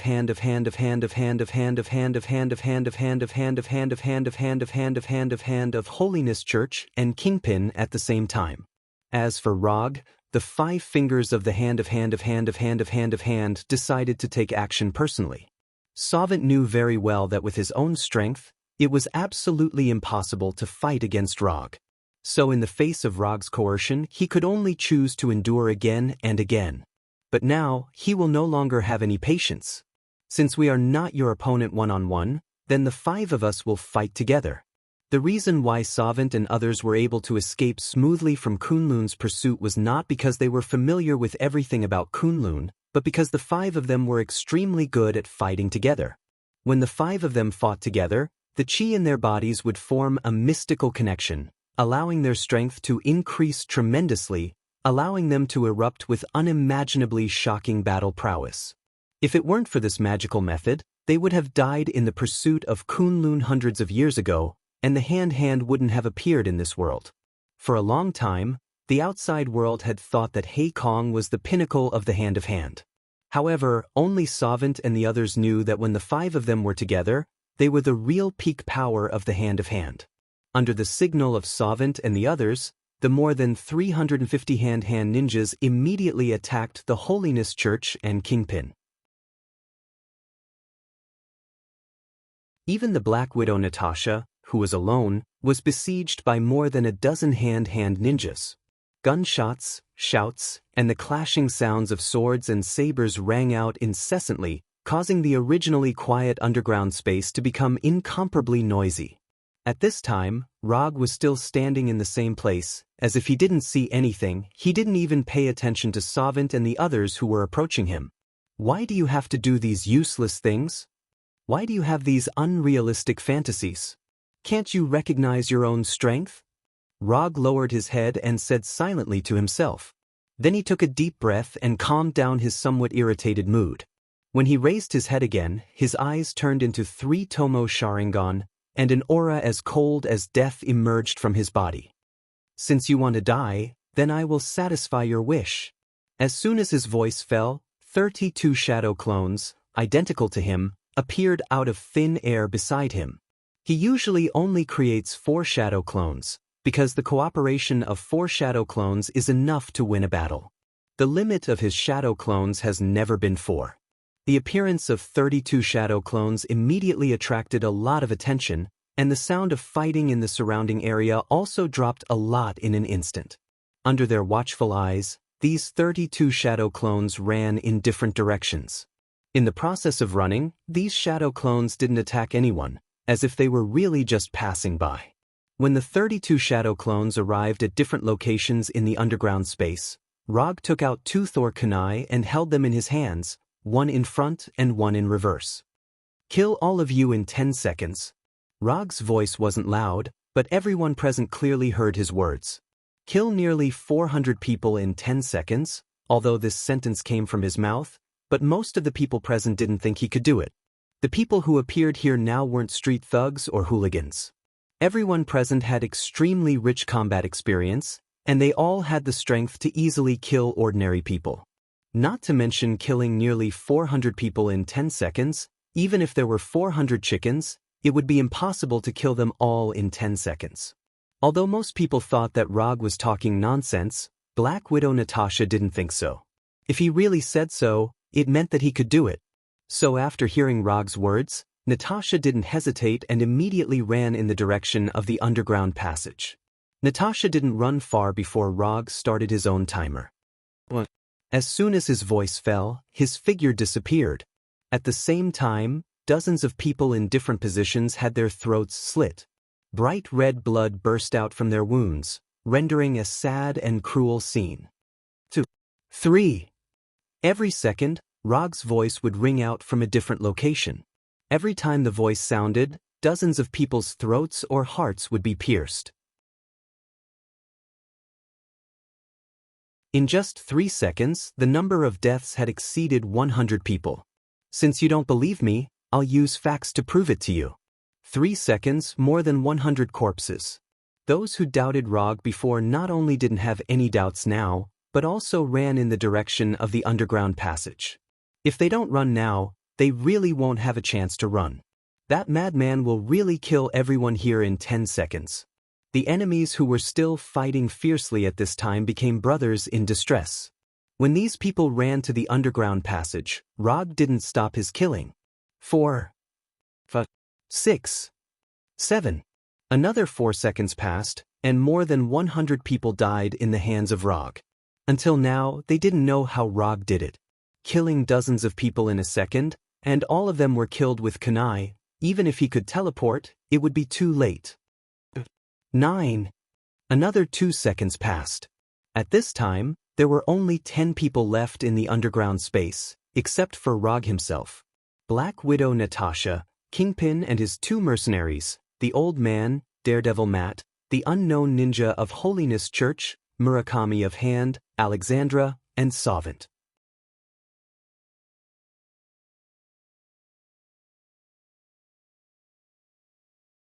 Chapter 56.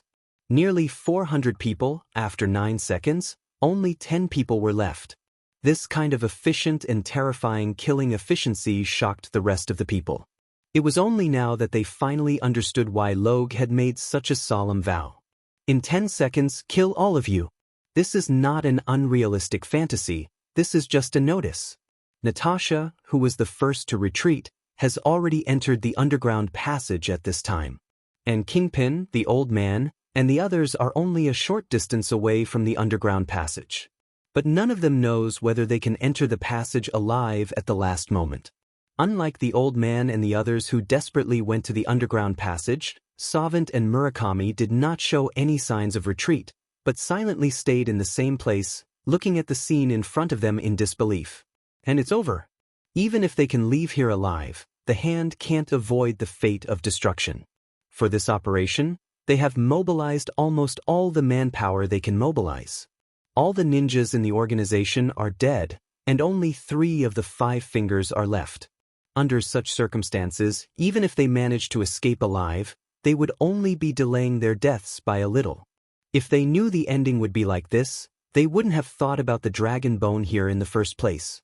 Savanda accepted his fate and closed his eyes, waiting for the call of death. Rog didn't let him down. When Savant and Murakami were ready to meet death, he said the last time. 10. Rog's voice sounded again, like the call of death.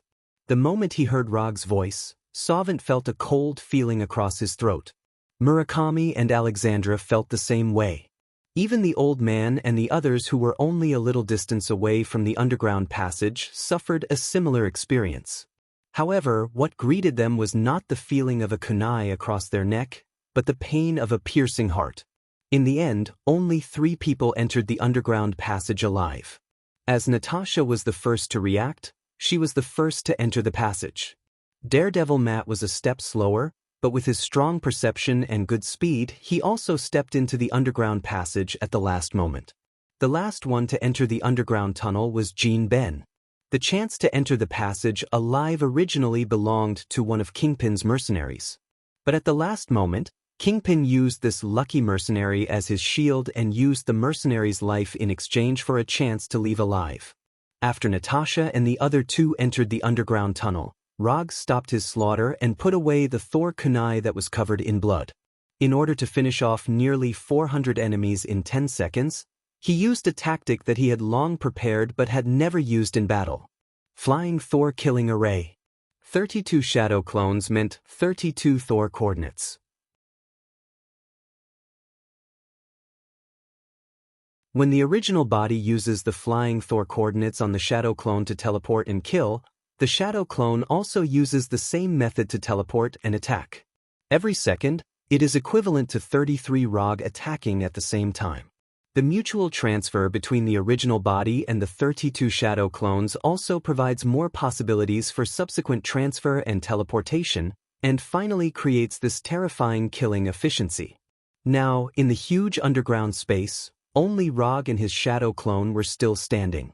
All the enemies were dead, but he did not remove the shadow clone, but gave them a new order. Pack and transport the dragon bones. Although the ninja in his hand has excavated and packed a part of the dragon bones, there are still many dragon bones that have not been excavated. He does not intend to let go of any of the dragon bones here. When Rog's shadow clones began to excavate in an orderly manner and sent the packed dragon bones home one by one, Daredevil Matt in the underground passage stayed in the passage with a complicated expression on his face. Matt knew that Rog had nothing to do with a good person in the traditional sense, but what he didn't expect was that Rog's attitude towards life was more indifferent than he thought. Nearly 400 people were killed just like that. And after killing them, there was no emotional fluctuation at all. It was as if the people who had just died in his hands were not living humans, but ants. Matt felt a little sorry for the death of others, but it was only a pity. But the death of the old man made him unable to calm down for a long time.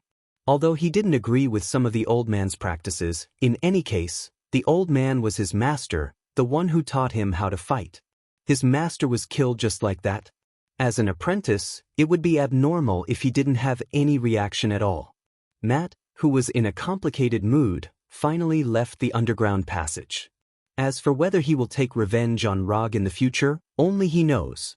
Unlike Matt, who was in a complicated mood, Kingpin was in a very good mood at this time, although he also lost an extremely strong mercenary team. Although Kingpin didn't even get a piece of dragon bone, Rog's killing helped him solve a rather troublesome enemy. The 5 fingers of the hand are dead, and so are most of the ninjas. Even if there are a few scattered ninjas outside, they can't make any waves. This also means that he can easily occupy everything left by the hand. A strong mercenary team died and he got all the assets and territory left by the hand. No matter how you look at it, he has made a profit. At the same time, Kingpin silently made a decision that he would never provoke Rog in the future unless necessary. Natasha was the last to leave. She had planned to go over and say a few words to Rog, but she finally gave up this plan and began to return to the New York branch of S.H.I.E.L.D. After explaining to the Shadow Clone, Rog returned home and then asked the Shadow Clone to put the dragon bones he had brought back into the biological tissue energy purification separator number 2. After a night of constant efforts, Rog harvested a whole barrel of purified green liquid. Separator number 2, which had been working under a high load for the whole night, exploded in protest in front of Lucian after the last keel was purified. Looking at the large barrel of green liquid in front of him, Rog sighed first, then took out a cup and filled it with it. It took more than 3 days for him to finally drink all the green liquid purified by the dragon bone, and at the same time he silently made a decision. In the future, I will never drink green things. I hate green.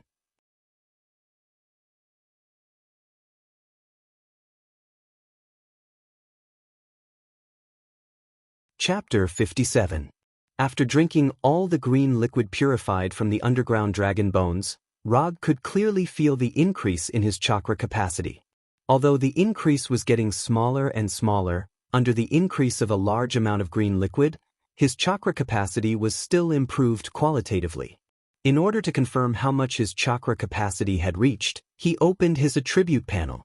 Host, Rock Profession, Ninja Talent, Muji Jutsu, 7 Attribute Chakra Kekkei Genkai, 3 Tomo Sharingan Ninjutsu, Substitution, Blink, Hold, Shadow Clone, Flying Thor, Chakra Perception, Rasengan, Self-Taught, Raiten, Chidori, Chidori Agi, Chidori Flow Fire Release, Grand Fire Annihilation Water Release, Water Iron Cannon Genjutsu, Dark Walk Chakra Capacity, 99 Kalon Consumed Ninja Coins, 44 at first glance. He thought that the system had made a mistake, so he looked at it again carefully.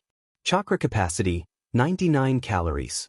The attribute panel clearly showed the number 99 calories.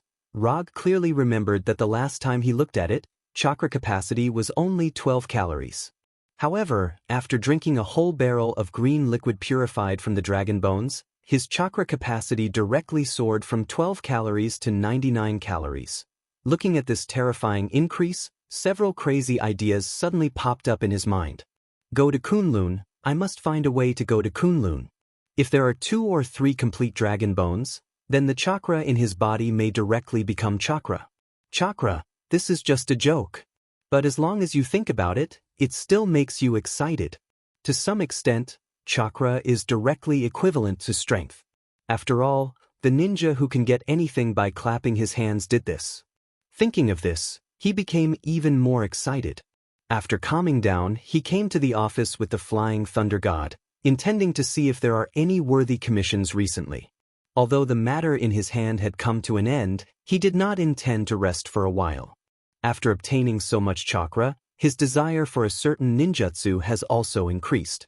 So he decided to work hard to take more tasks so that he could have more ninja coins.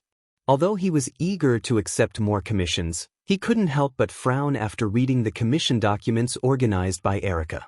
There were indeed commissions, and the number was not small. The rewards given by the clients were also very generous.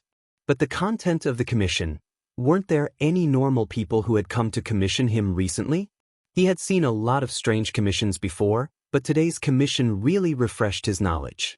A famous rich woman in New York City, through her private butler, had left a simple and generous commission.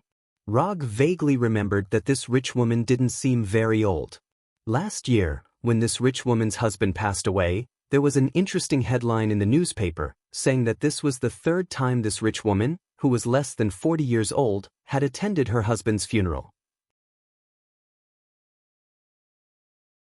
Is there a problem with the reputation that has been spreading recently?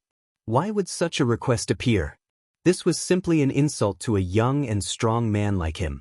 Perhaps many men don't mind this kind of insult, but he minded it very much, because he was a person who liked to take the initiative to control the rhythm. Just as he was letting his imagination run wild, a woman with a curvaceous figure, exuding sexiness from head to toe, arrived at the office. "Hello, my name is Natasha, a friend of Rog. Is he in the office now?" Natasha asked Erica calmly on the surface, but her heart was already full of doubts. When did Rog find such a female assistant? Although Erica was now wearing a common workplace suit, Natasha could see at a glance that Erica was a fighter with rich combat experience. Erica didn't answer Natasha directly, but went directly to the door of Rog's office, knocked gently on the door, opened the door, and walked in. Before opening the door, Erica didn't know whether Rog had come or not, so she had to come here to confirm. "There's a woman outside, saying she's your friend. She said her name is Natasha." Just as Natasha could tell at a glance that Erica was not an ordinary assistant, Erica could also tell that Natasha was different from the rest. "Let her in." He was not surprised that Natasha would come to him at this time, because even if it wasn't Natasha, S.H.I.E.L.D. would have sent someone else. In S.H.I.E.L.D., there are only two people who have anything to do with Roger. One is Coulson, who has a higher hairline than ordinary people, and the other is Black Widow Natasha, who is now sitting in front of him without saying a word. Let's get straight to the point. What can I do for you? If it was any other man, being stared at by Natasha without saying a word, he might have been at a loss. But Rog won't, after all, he has experienced these things long ago. "I haven't seen you for so long and this is your first sentence?" Natasha did not answer Rog's question directly, but said in a voice that could easily make a man lose his mind. "Alright, quit while you're ahead. If something really happens, you will regret it." Looking at Rog's unchanged face, Natasha finally changed back to her normal appearance and said calmly, "The Bureau asked me to ask you if I can buy some dragon bones from you. Our researchers are very interested in these dragon bones. If you want, we can buy some at a high price." After listening to Natasha's words, Rog glanced at her and said silently, "It seems that the last legacy of hand has been received by you. I thought it would be Kingpin who would finally eat the legacy of hand. We only took a small part of it, and most of the rest is with Kingpin. The assets and territories in hand have no meaning in the eyes of S.H.I.E.L.D. The only thing worth S.H.I.E.L.D.'s concern is the little dragon bones left in hand. This is really in line with your style. You can go back and tell your one-eyed director that I will not hand over the dragon bones, whether in a transaction or in any other way. If he wants it, he can dig it himself. Maybe there are other dragon bones buried somewhere in the ground. Although he doesn't even have a dragon bone in his hand now, he still has to pretend. I will pass on your opinion. That's all for the dragon bones. We have a commission that you should be interested in? After that, Natasha took out a USB flash drive from her pocket and handed it directly to Rog. Take a look at the content inside. I promise you will be interested. That you're tuning in to the Wandering Hero YouTube channel. Don't forget to subscribe and join us on this journey to catch the most captivating stories.